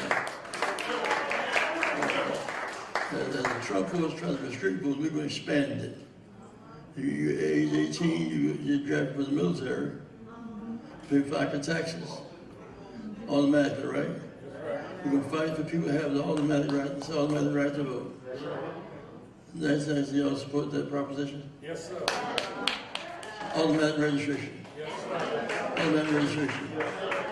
Now, in other words, you take the pain out. I was going to press that off and tell the story. My grandma was not going to vote for me. If she didn't love me, grandma couldn't read and write. Never she was alive. And when she did in the mail, Mom and I had to take her downtown kicking the rest of her son to vote. She got through asking questions, which she didn't know what to do, and make an X and walk away. He had dropped down. She couldn't read or had to make an X. It's about people have to make X's. Cleveland, Ohio today is 51%, 52% African American, 61% of them are illiterate. 25% never finished high school. So many of our people are behind on reading, writing, and counting. You hear me now? So Al, we want to send a movement around the country, everywhere we go, fighting for automatic voter registration. And what it means is that if you put that many blacks on the books, you have politics toward that. You have maybe 700,000 Latinos on the votes in Texas, 700,000 blacks. You got the campaign for who registered to vote. Right now you campaign for who's registered, you campaign for who got the money. See, if we're fully registered and fully vote, we have the power. If you go in Georgia, 2 senators, Mississippi is 45% African American. Plus Latinos, blacks over 51% of that state. A handful of progressive whites. We can become governor of Mississippi. 2 U.S. senators of Mississippi. We have the power to change Mississippi for the better. Same as the South is where slave ships landed. That's where most of our people are still there in great numbers. Relationships between white and black is as close as New York and in South, in place else. I want to thank you for allowing me to say something today. I really want to act as say I am. I'm a citizen. Right to vote, I'm a citizenship. Okay. Everybody's singing. Everybody's singing. Everybody's singing.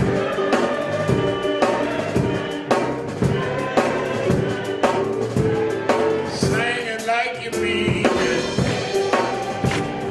Singing like you. Keep it real. Keep it real.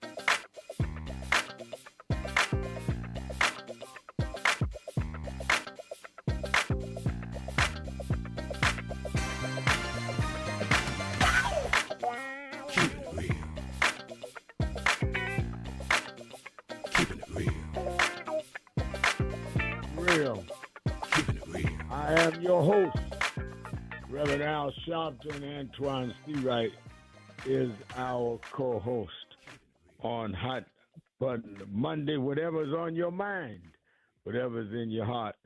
Let's go to Germany and talk with Rick. Rick in Germany, you're keeping it real with Sharpton and Seawright.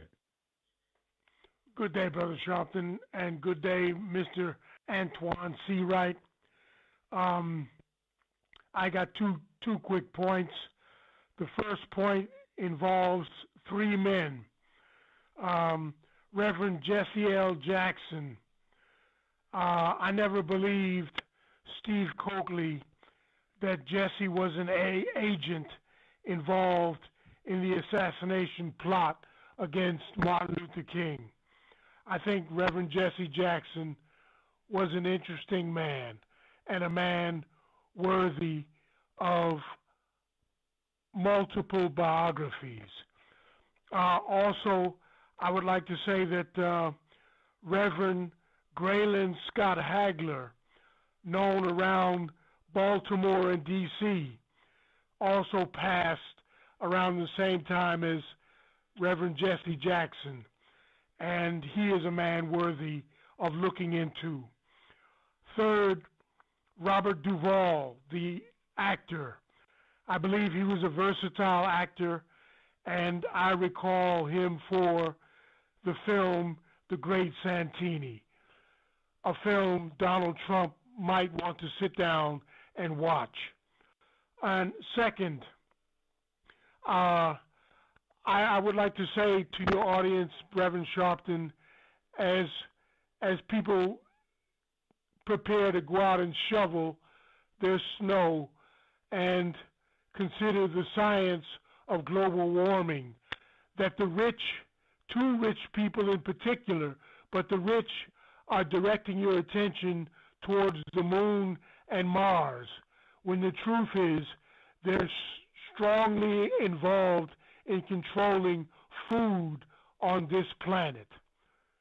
Fellas, I'm done. All right, thank you for your call. Let me just say this as you go, Rick.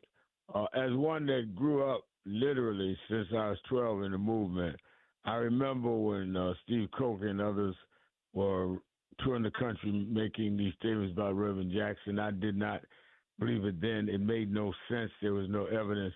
But then the same thing happened with a lot of people came out and said that various people were in cahoots with killing Malcolm.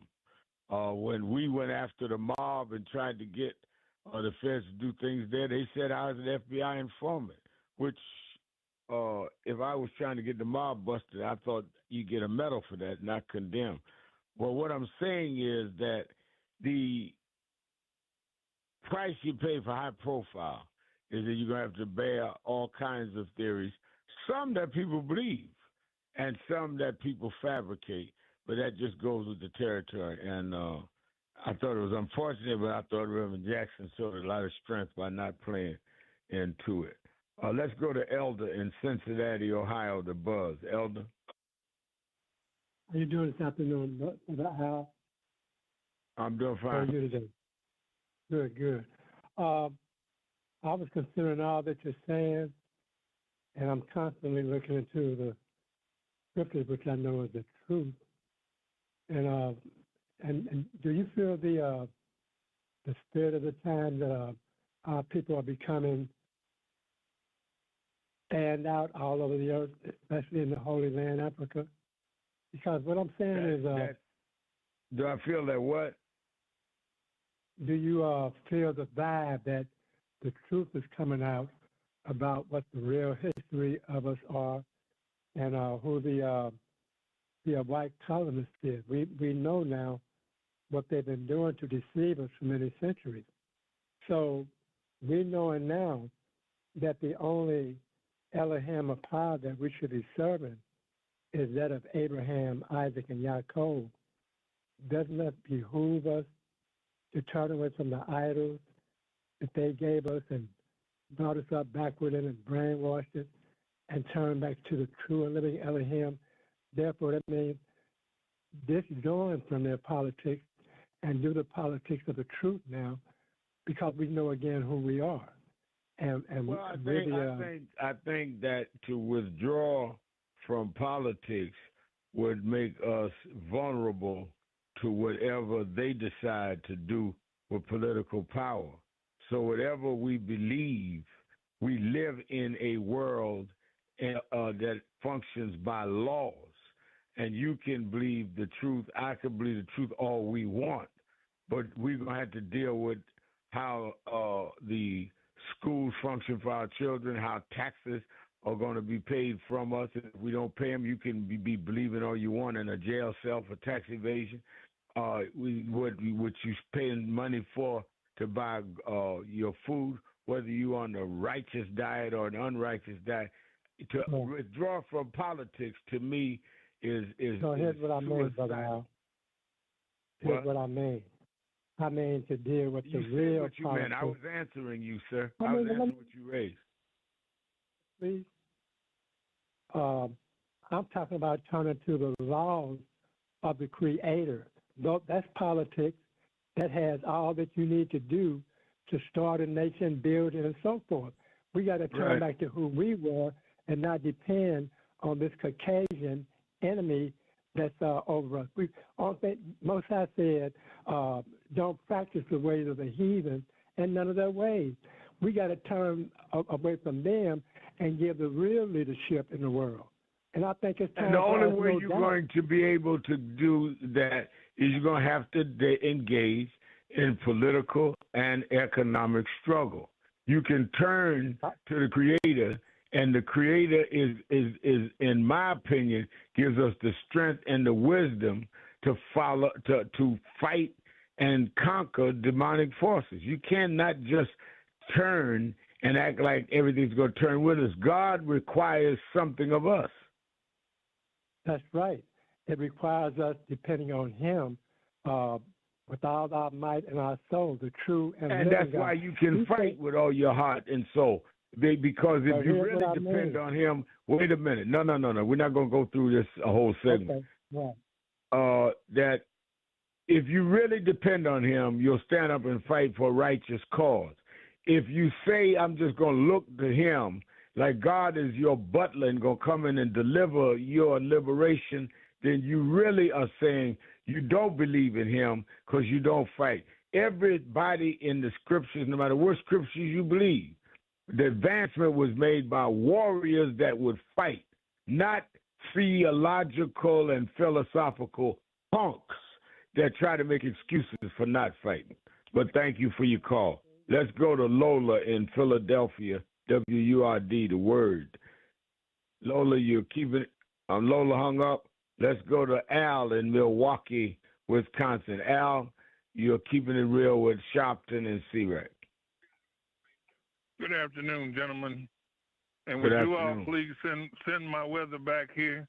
Because this 30-degree weather is too warm for me.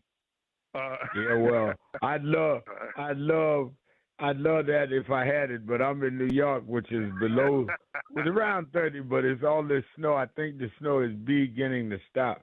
So I tell you what, I'll take some of your hot weather if you get it. If you take some of this snow, because I don't know how we're gonna get that down the street tonight, but we're gonna try. I'll take all that snow because I'm a cold weather brother. But anyway, what is it that we need to do to get that fool out of office?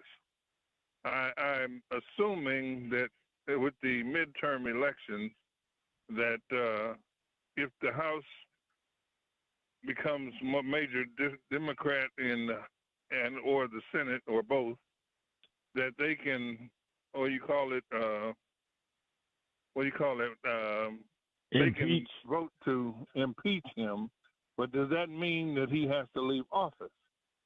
If not, well, I'll let Antoine break that down because there's a process there. Antoine. I'm sorry, your caller is going in and out, Rev, so I didn't get the clarity on the question. He said that what do we need to do? He said, what do we need to do to get Trump out? He knows if the Democrats get the majority of the House, that they can impeach him, but will that get him out of office? Well, it won't get him out of office, but because we have to win both the House and the Senate for impeachment. But what it would do, if we get the majority in the House, it would cut his legislative abilities in half. And even if we close the gap in the Senate, they will be rightly, even heavily dependent on Democratic votes to get anything done. And it forces him to have to negotiate an agenda with the Democratic majority. If you see Trump's behavior to this point, he has not included Democrats in any of the negotiations on major issues, from the government shutdown to health care and so forth. He's essentially pressed the ignore button for the, by and large, since he's been president this time. What a win will do, it will force him to have Democrats at the table if he wants to attempt to get anything done. Now, what we do know about this president, he's going to do everything he can to use the power of the bully pulpit or his executive power and push the envelope. You see what he's doing on tariffs right now. After the Supreme Court ruled, he still says, I'm going to hike up tariffs and I'm going to do whatever I have to do, because basically I don't have to answer to anyone as president. And that's why it's so important to have a sense of accountability from the legislative branch, by which the Constitution outlines that the legislative branch provides oversight on the executive branch, and the executive branch includes the cabinet officials in this administration. All right, but let me say this. He's already violated the law several times since he's been in office. That's not enough for them to be able to impeach him and put him out of office? Well, you didn't. I don't know if I spoke directly to your question, but let me reiterate. Okay, let me reiterate what I'm saying again. We can't impeach the president until we have both the House and the Senate. And if we don't have the House and the Senate, we've seen what happens when the House does impeachment and the Senate does not. And so we have to have both bodies in order to impeach the president. Got to take my break. Thank you for your call out. Let's take our break. We'll be right back. Keeping it real. Shopton. Be right back.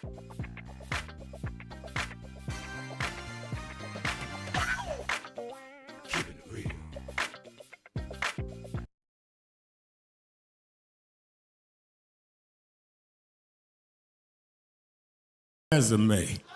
But some of us had to pay a price for your resume to even be read. Some of us had to take nights in jails and licks upside the head, or shut out of boardrooms like Byron, so you could walk down red carpets and act like you got there by yourself. So I received this award with a special place in my heart and on my shelf, because I'm getting it from a freedom fighter who never forgot where he came from and how he got there.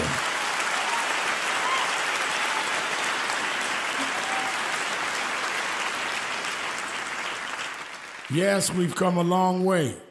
We've had now a black president and now a black vice president, but we still can get shot down and have to march to get a case in court. We still can get shut out of boardrooms. We're still doubly unemployed in a good economy. So we're going to have to keep marching. And I thank not only my family, a mother that raised me by herself, but I thank that lady at the end of the march that knows she won't be on TV that night and knows her name will never be in the paper, but she believed in me enough to get at the end of the line and make me look good. Because Dr. King used to say, if you call a march and no one shows up, you just going for a walk. And I want to thank those that marched with me. 32 years ago, here in Los Angeles, we marched. And then many years later, with George Floyd and others, we're still marching. And I'm going to keep marching. I'm going to keep agitating. And I'm going to keep going.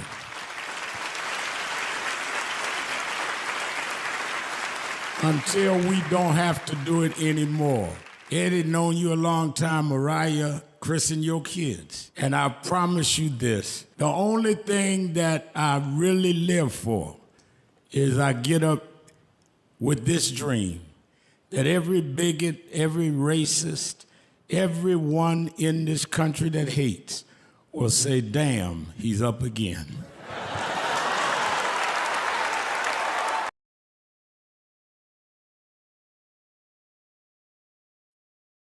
For all, and one that would make him so proud. May you rest in peace.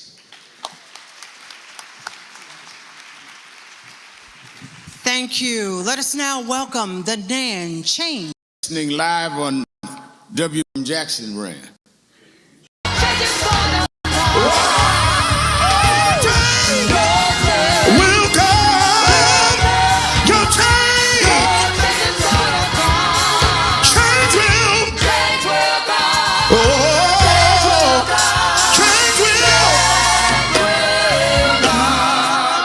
I was saying back in the office in the back to some of us gathering that I remember in 1972, a black woman from Brooklyn ran for president of the United States.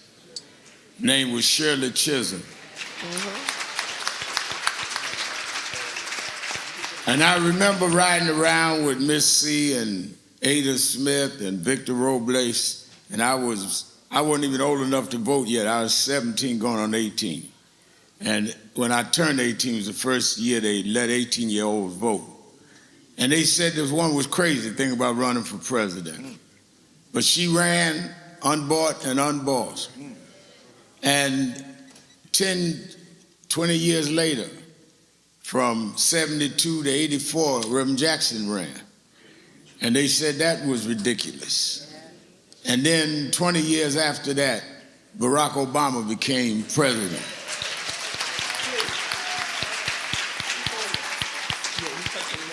The struggle is not an overnight win. The struggle goes to those that keep fighting, that look at defeat and say, I'm gonna keep on anyhow.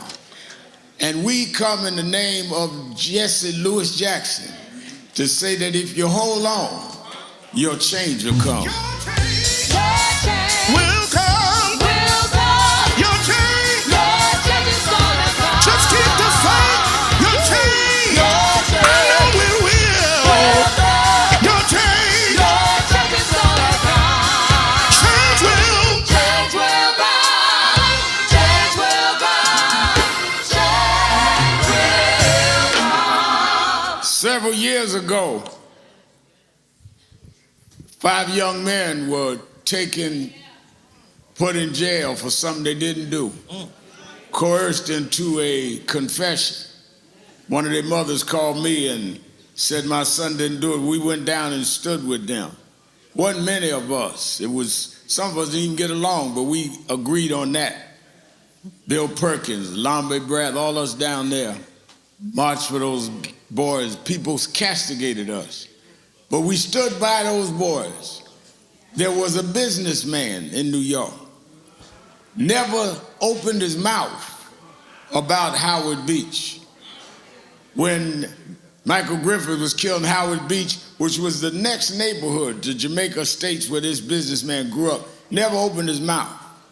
Never said nothing about Yusef Hawkins in Bensonhurst, where they threw eggs at us and watermelons.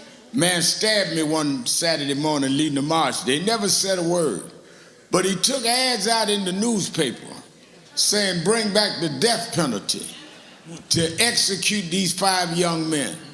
But every Saturday morning I walk out to Saturday rally and I look at the front row and seen them young men have been exonerated. 2 of them here this morning. Know that even when it looks dark, raise your hand, Kari Weiss, Yusef Salaam. If you hold on, if you hold out, that's right. The race isn't given to the swift, nor to the strong, but to those that can endure to the end. Hold on, your change will come.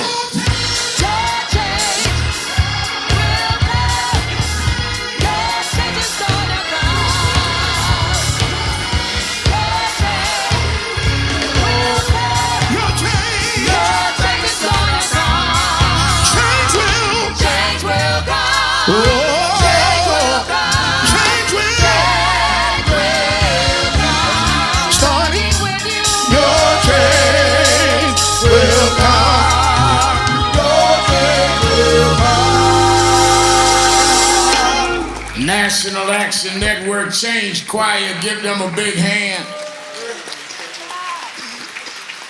Give them a big hand. Certainly we're happy to be with you another Saturday morning.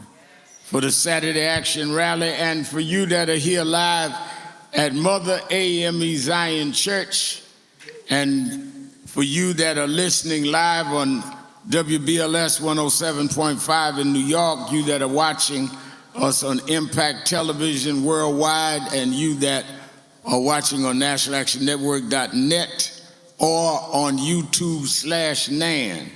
We're happy to be with you another Saturday to give our report on where the action is. And this week is a special memory, I don't like to say memorial, for our patron saint, the Reverend Jesse Lewis Jackson. Last time Reverend Jackson spoke in New York, he spoke at NAN. One Saturday morning, some of you were there. We had to help him on the stage. And it is appropriate that we do this memorial today. We're going to hear from some that have their view, and I'm certainly grateful for you that have already spoken, our public advocate, Jemani Williams, and our city council president, Julie Menon, and our congressman, Espiat, and many have already spoken, our controller, Mark Levine, and I'm going to get in trouble so I don't call somebody's name. Jordan Wright, I got to call Jordan's name. I got to live here. But let me also say that I met Reverend Jackson in 1968. My mother brought me to Bishop Washington, and he was my pastor.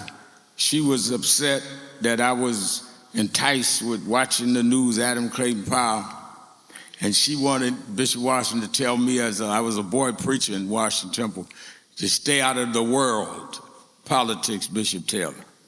And Bishop Washington said at that time, on President Street in Brooklyn, 2 blocks, all the big preachers lived. And we in Bishop Washington's house, he said, I know what to do. He took us across the street and knocked on Bill Jones' door, Reverend William Augustus Jones. And Reverend Jones opened the door and he said, Bill, I want you to help me out. This is shop. He said, yeah, I know the boy preacher. He said, yeah. He said, his mama's here and she worried he gonna leave the church. And Bill Jones said, I know what to do with him. We'll make him our youth director. The young folks will follow him. And they made me youth director. And his daughter now is the vice chairman of our board. Stand up. Jennifer Jones Austin. And one of the social scientists of our times is Jenny Jones Austin. Nobody knows wealth gap and inequality better. And that about a month later, of ICE killing those 2 people, on and on and on. And that's what we do every weekend. So you don't want to miss any episode of Politics Nation with Al Sharpton, live again at 5 p.m. Eastern on MS Now. Saturdays, every Saturdays, particularly during Black History Month, Saturday Action Rally, we're at the historic Mother AME Zion Church in Harlem every Saturday morning, 9 to 11. We're doing our Saturday Action Rallies there as we transition into our new headquarters. And this past Saturday, we did it as a memorial to Reverend Jesse Jackson and everyone from New York City Mayor Zoran Mondani to State Attorney General Tish James to members of Congress, etc. They joined us. Every Saturday, we do something around what's going on in the community now and deal with an analysis of it from a historic point of view. And I'll be there this Saturday as I was last Saturday looking for you. If you're in the tri-state area, come and be with us. 9 a.m. to 11 a.m. House of Justice is convening at Mother AME Zion Church, 137th Street, between Lenox Avenue and 7th Avenue in the village of Harlem. If you're not in New York, you can watch it live on Impact Television or on nationalactionnetwork.net or on YouTube/NAN, all live. We got thousands tuning in on Saturday. We can see the numbers. We also are telling you, talking about thousands, several thousand have already signed up for National Action Network's convention, April 8th through the 11th. All sessions are free, and many of our high-profile and our highly intelligent people are guiding our workshops, dealing with plenary sessions. You want to be there. If you've ever been to a National Action Network convention, you know it is unlike any other. So sign up now. I've not released all the panelists and speakers, but I was going to do it probably over the weekend, but then because of we wanted to get focus on Reverend Jackson's legacy, I'll do it later. But sign up now. I can come one day. I can come 2 days. I want to be there all 4. I have people come from all over the country already on the list. We are also bringing in our young people from the HBCU tour that Reverend Cassius Rudolph has done for NAN. I've done a couple of my stuff. They're not in the 40. Well, it was 4,000, about 500 change when I came on. I don't know what it is now. But please sign up. Antoine, explain to our audience when President Trump says that he attacks in very bitter ways members of the Supreme Court and their decision on tariffs. Explain what the tariffs mean and why it is such a setback for the president. Well, tariffs are the centerpiece of his economic agenda.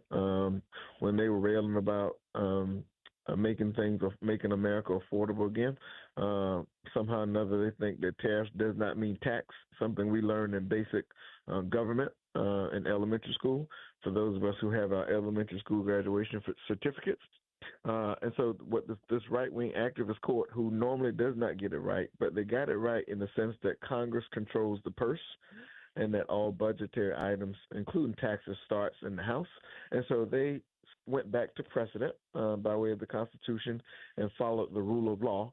And anytime, I don't care who you are or who you think you are to the president, anytime you do not do what he wants you to do, 2 things happen. He attacks you, and then he tries to override you. So he's attacked this right-wing activist court, throwing out all kinds of foolish bombs in order, hoping that they would land with the American people to get his way, to pave way for the Congress to enact his right-wing, extreme, out-of-touch agenda.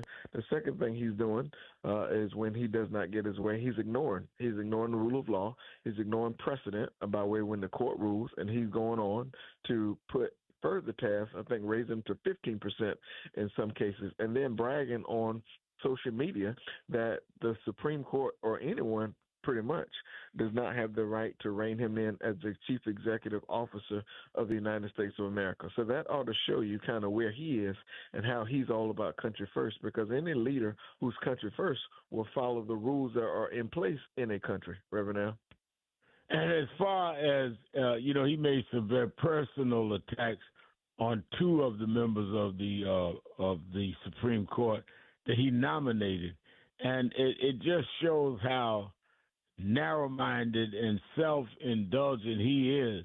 He's going to nominate someone to be a member of the Supreme Court, a justice, a lifetime appointment, but all of a sudden they make a decision contrary to his wishes, and now they ain't nothing, and their family ought to be ashamed of him.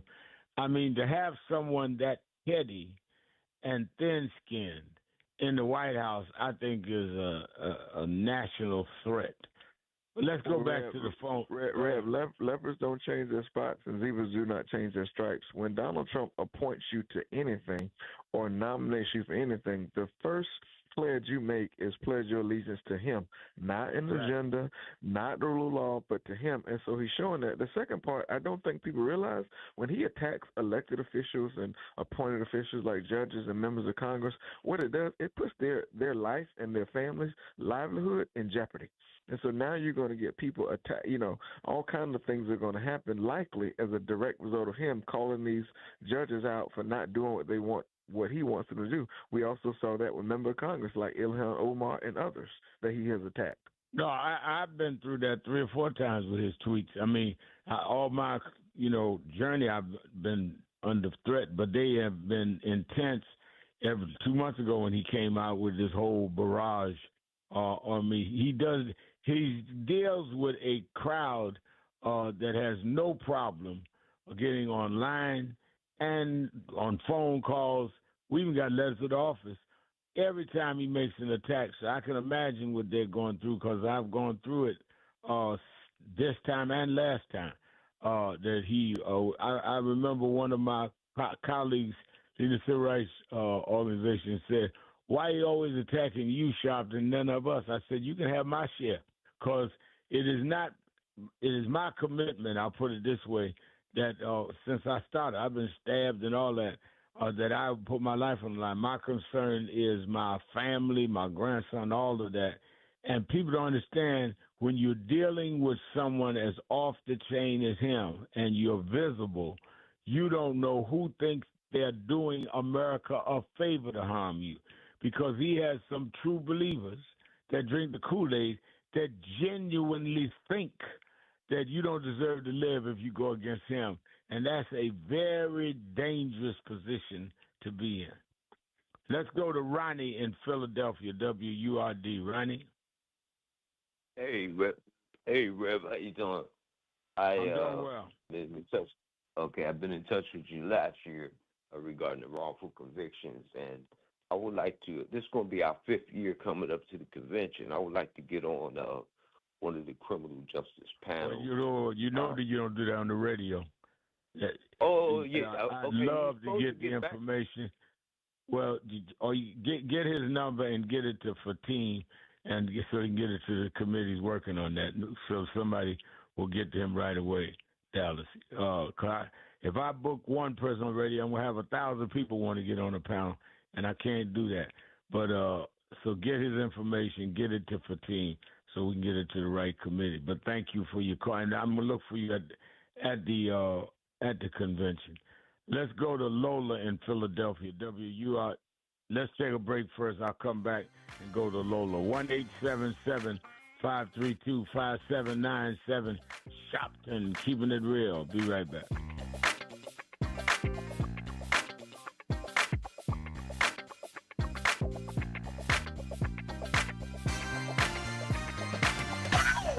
Breaking news.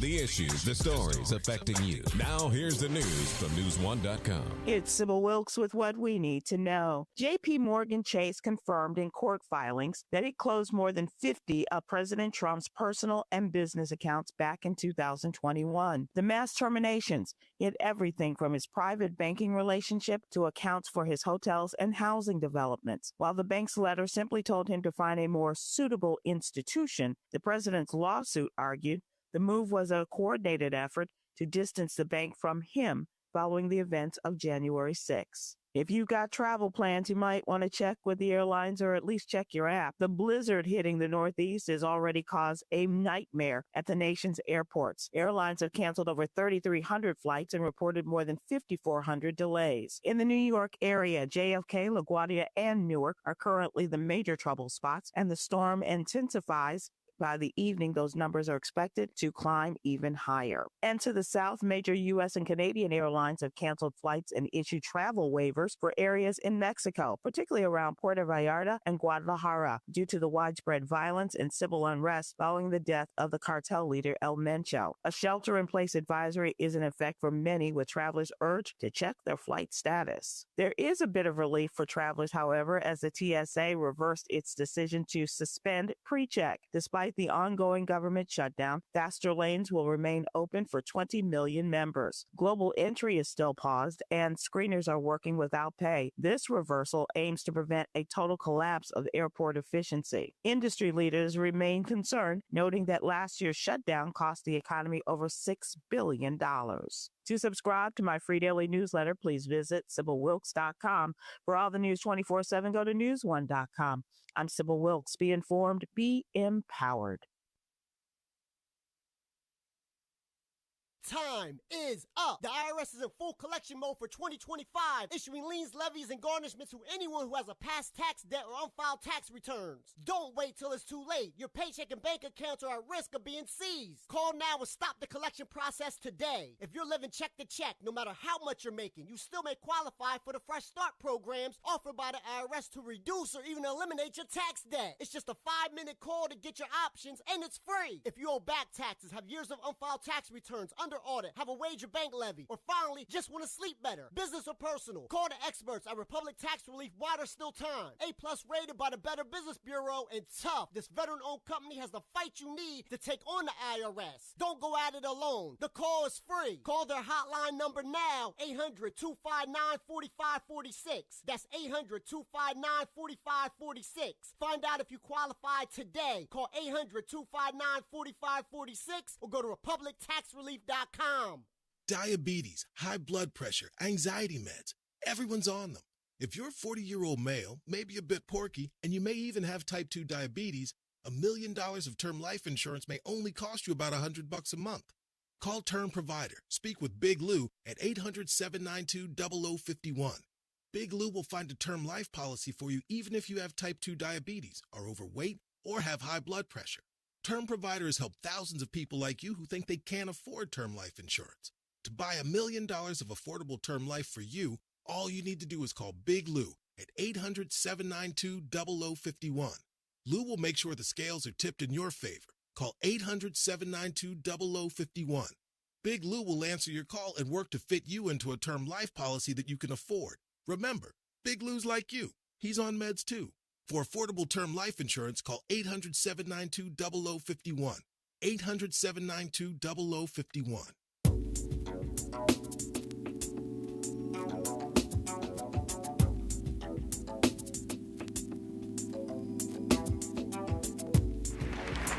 Reverend Sharpton, how do we begin to make peace with our past? I don't think it's our obligation to make peace with our past. I think it's our obligation to learn from our past and to understand that soon we gonna be the past. I mean, a lot of us act like we gonna be permanent and that the past is the past. If we draw on the strengths of the past and uphold the dignity and the integrity of our people and then perform it at our highest level in our generation, as Dr. Moss said, that's our obligation. You know, one of the reasons that I've been so concerned about this cultural tone that we're in now is a lot of us have lost the dignity that our community has shown from Jamestown to now. I've questioned some of the artists that no longer sing to uplift us. And there's never been a generation that didn't use our music and our culture to lift us up. And the excuse is where they say, well, we just want to show what's there. But we never just accepted what was there. We always looked at what was there and looked through it and brought our people the way it needed to be. So in slavery time, we were singing Go Down Moses and Swing Low Sweet Chariot. We wasn't singing about the cotton picking nigga in the field. That's what we saw, but that's not what we sang. In slavery,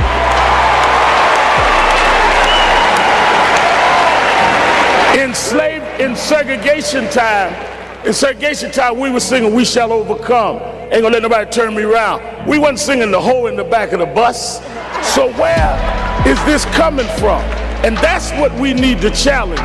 I wish, all of this about our friend Barack announcing today, I wish Obama had announced here, because Lincoln did not free us, the abolitionist movement freed us. Lincoln accommodated to freedom fighters. He was not a freedom fighter. Kennedy accommodated the king. Johnson accommodated the king. We got to quit giving the wrong people credit for our history.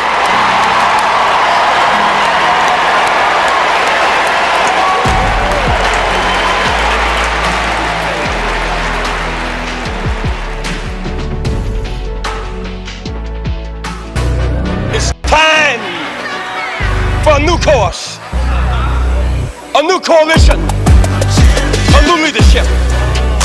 Somebody got to rise above race, rise above sex.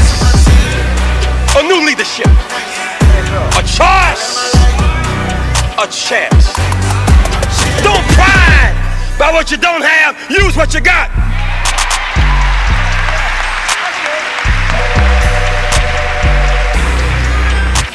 Everybody in town was scared of Goliath. We got more and more folk and fewer services. We cannot stop. We got to rise on higher.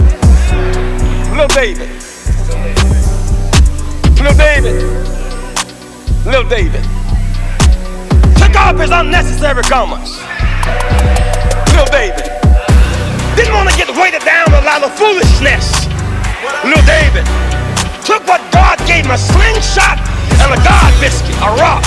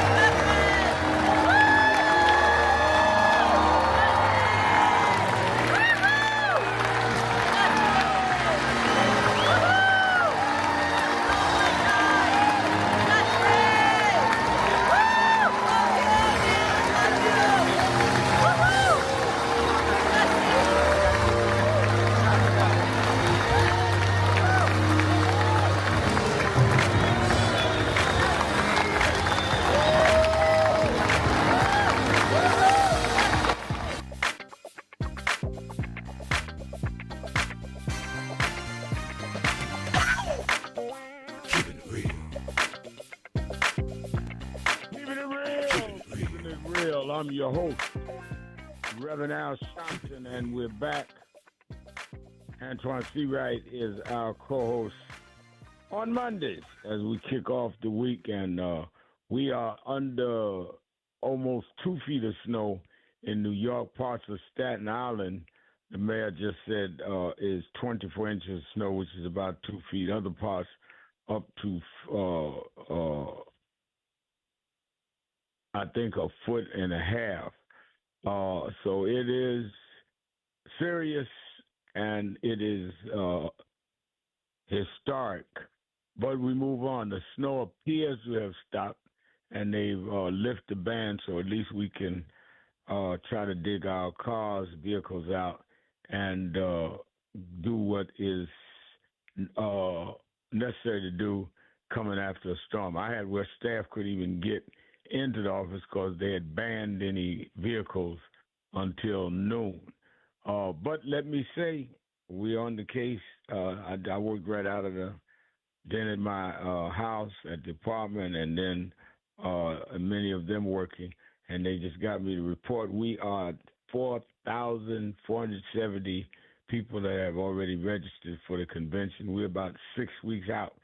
This is about double where we were registered last year, and last year we ended up with a little under 11,000 delegates over the 4 days.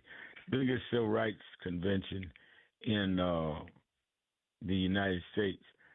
And again, this year I purposely didn't announce the high-powered panelists and speakers and candidates because I did not want people to say, oh, they come to Sharpton's because they're looking for the celebrities. Well, we got well over 4,000 now, and I haven't announced anybody.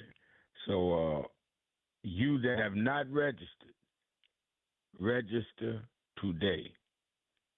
Go to www.nationalactionnetwork.net, www.nationalactionnetwork.net, or you can call the toll-free numbers. The phones we're picking up, they're working out of home.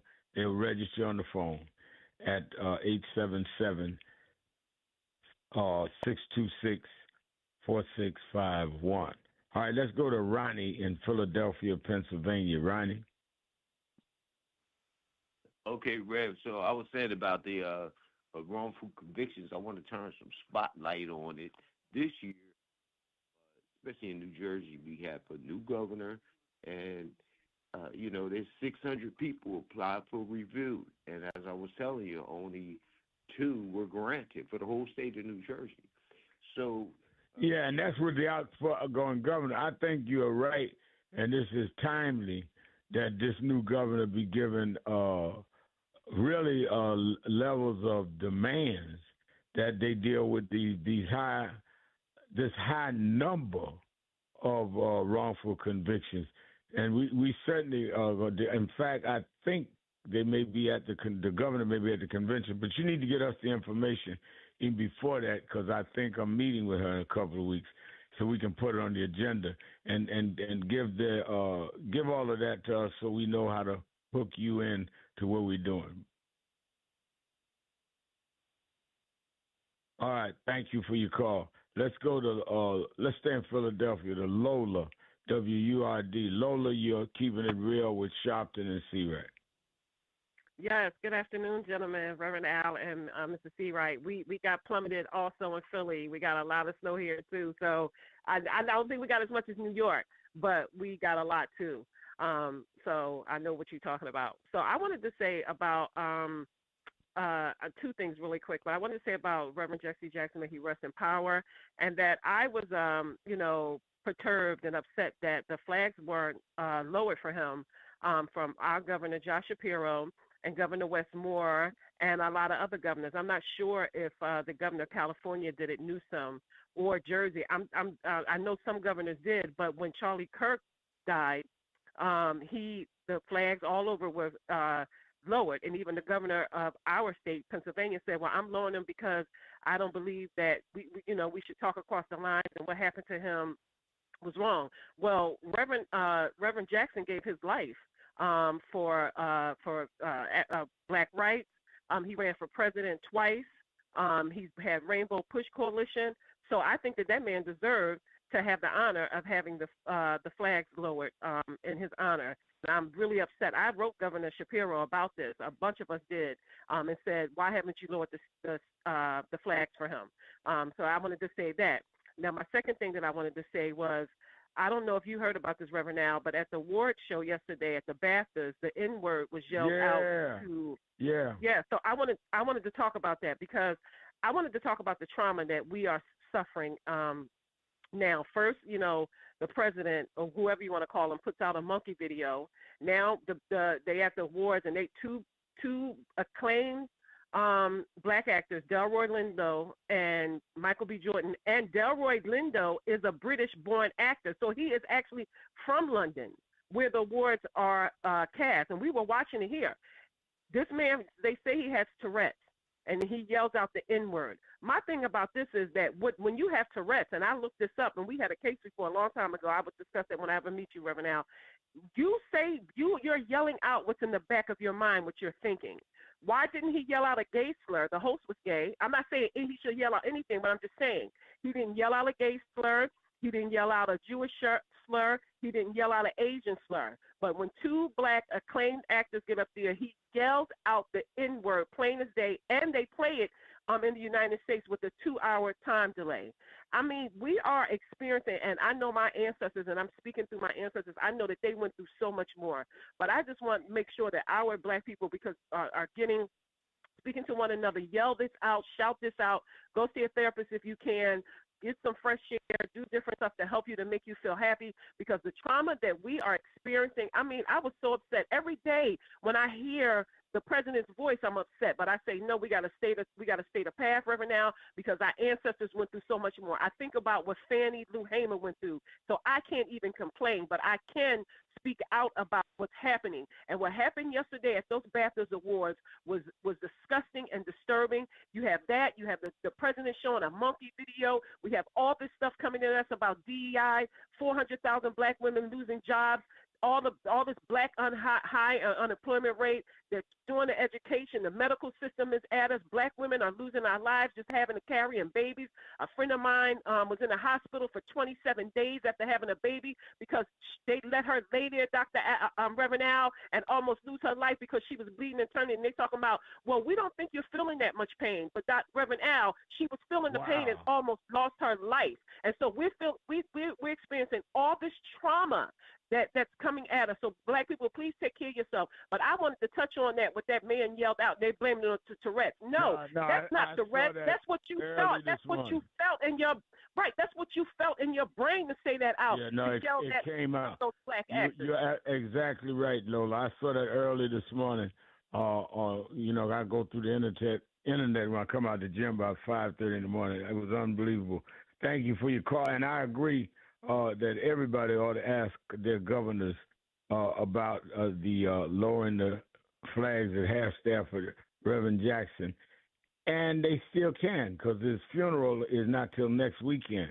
They're doing the viewings Thursday and Friday, and then taking them South Carolina, his native South Carolina, coming back through Washington, and then back to Chicago for the final viewing and the funeral. So all of that are days that they can decide they can lower the flags at half-mast. That absolutely is something that should occur.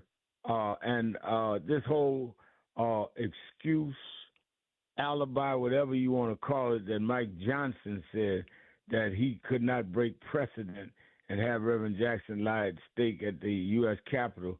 They've already broke precedent 8 times, including for Billy Graham. And I certainly think, and I think millions of Americans think, that Reverend Jackson deserves it as much as the 8 or the 8 that they have broken precedent for. And I think it's a matter of our own self-respect and dignity to stand up for those that stand up for us. Let's take our break, and we'll be right back, and we'll go right back to the phones. See right, Shopton. Be right back.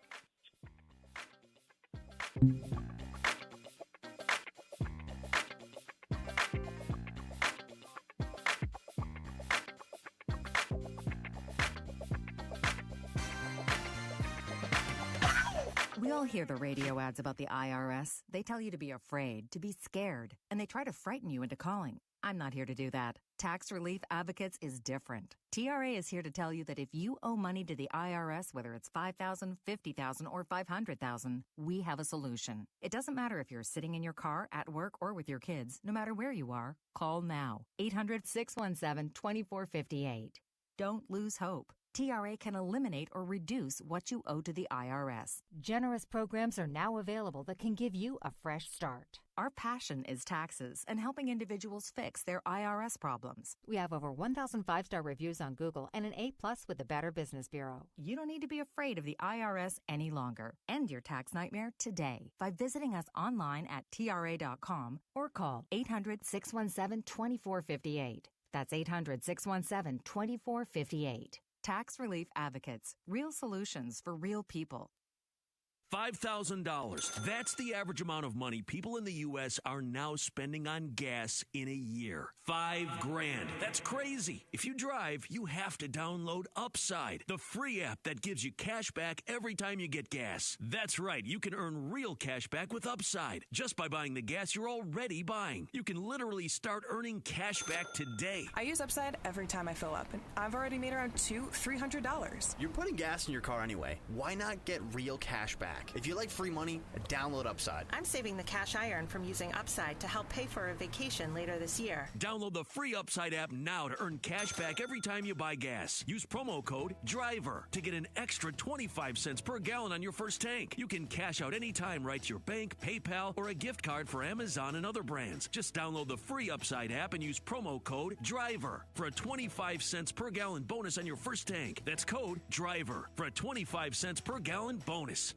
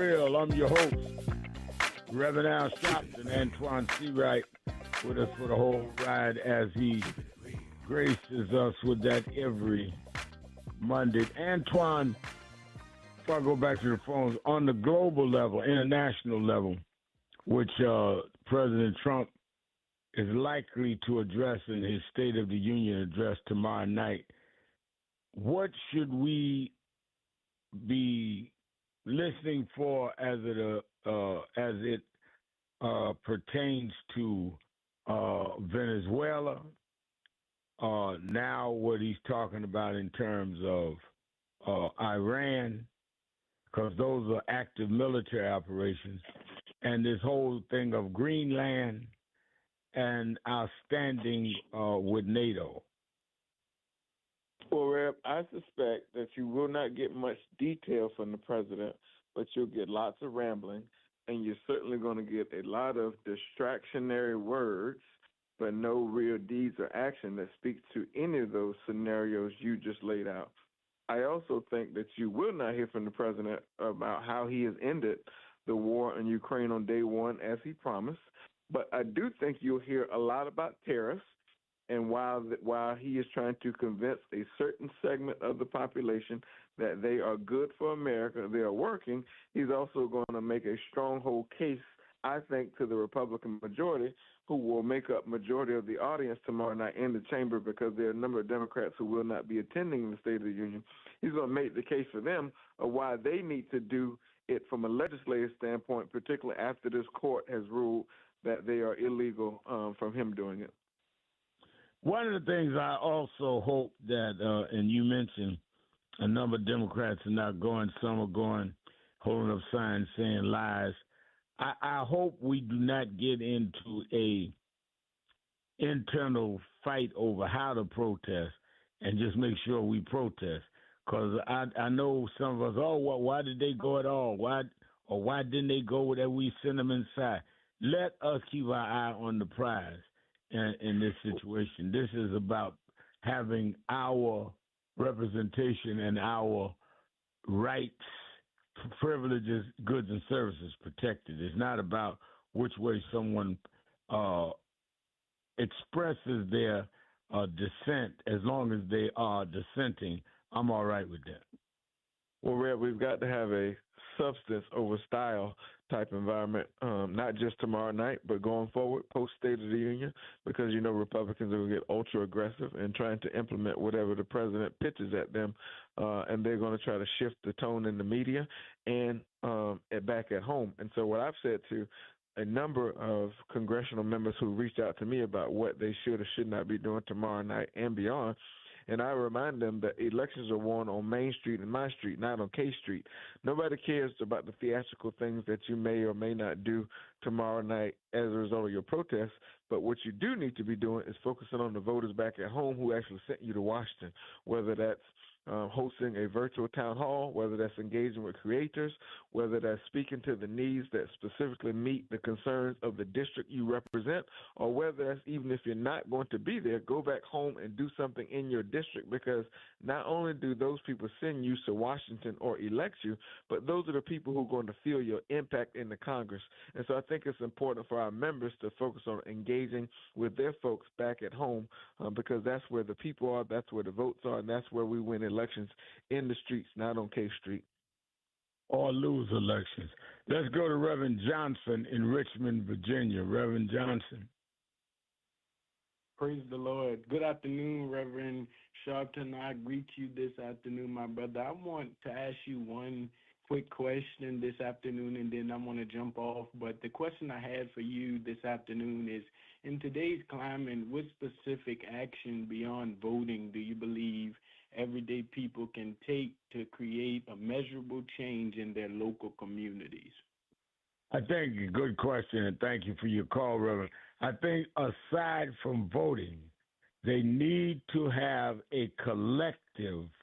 It could be a chapter of an organization like National Action Network. It could be some collective in each community that consistently meets and develops strategies around what stores they should shop at and not or support people that don't support us, which candidates they should hear from, and how they're dealing with social services, including education.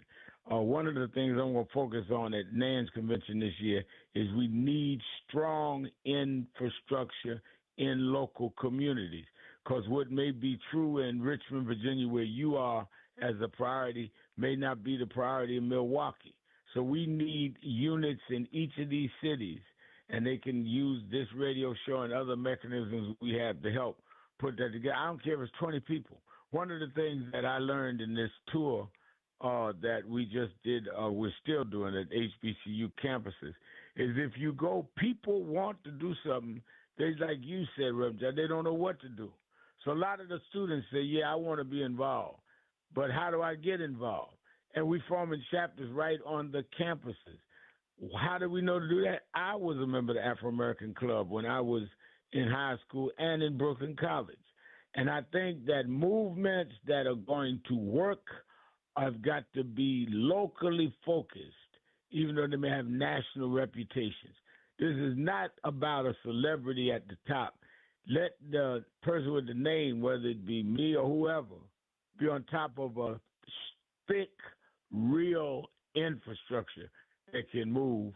We have 122 chapters, and I'm really strengthening them, making them viable, and we need 130 more. And I hope to come out of the convention with a lot of that. I thank you for that question. We needed to really address that on the air. Let me go to Carl. Amazing answer. Thank you. Carl in Florida. Let me try to get Carl in. How you doing, big brother? I'm good. How are you? I think I'm so thankful to the Creator for being alive. At this time of the year, February, Black History Month, I think many times we lose the essence and the focus of Black History Month, because I'm still finding people don't know who Carter G. Woodson was, what he is, why we even celebrating Black history. Most people really don't know, and they haven't. That kind of miseducation haven't been explained to us across the nation, and we understand that it's a national miseducation because the system of education that we've been rendered, it's all across, regardless to what university or public school or whatever, all of it's connected. And I just think during this time we do ourselves a disservice because we don't really invest in getting people to it, not only ourselves but others, to understand the focus and why Carter G. Woodson felt the need to spend his life, and why we've been celebrating and celebrate up until the point where we celebrate now, and we haven't invested in our children's education. I'm really worried, Al, because we're going to start them off with another summer program, another school year, and we still haven't given them the proper guidance that comes from us if we would invest and really be taught and trained on how to assist our children, because it's vital for us. If we don't do it, we already know ain't nobody else going to do it. And it's hard to believe that Carter G did this 100 years ago. And I think we're in our 100 years. I think what you're saying is so important, and it became even driven home more to me. One of the campuses, Carl and Antoine, I didn't do it the last weekend, but Reverend Rudolph and the team, and my daughter's in the team, Ashley, my younger daughter, and she came back absolutely outraged that these are college students now at a college, a well-established black college in North Carolina. I won't go further than that, but you can surmise. And they met with some of the student leaders after doing the larger session. And she said with 17 students in the room, only 3 of them knew who Martin Luther King was. Said they heard the name, but they really know what he did. I think she said 2 of them heard of Jesse Jackson. Now, some of them heard of me because of television, and that's because it's contemporary. I was dumbfounded. Martin Luther King has a national holiday, and we have students in black universities that don't know this. So we need to really take our teaching and training and spending time with our young people. This is at a college level. So you can imagine what elementary school and secondary school and high school kids are doing. And it is our responsibility to do something about that. We cannot have, if people do not know who they are historically, where their roots are, you grow fruits from roots. You don't grow fruits from the skin on the fruit. And I think that we've got to be more determined about it. I never saw Ashley more upset and couldn't get back to New York fast enough to tell me this. So I absolutely agree with you. Absolutely agree with what you're saying. You know, Antoine, you do a lot of political strategist work. When I go places and quote Adam Clayton Powell, who was probably the most productive chairman of a House committee in the history of Congress, and they don't even know who I'm talking about. And some of the legislation he put through is still in effect and help them.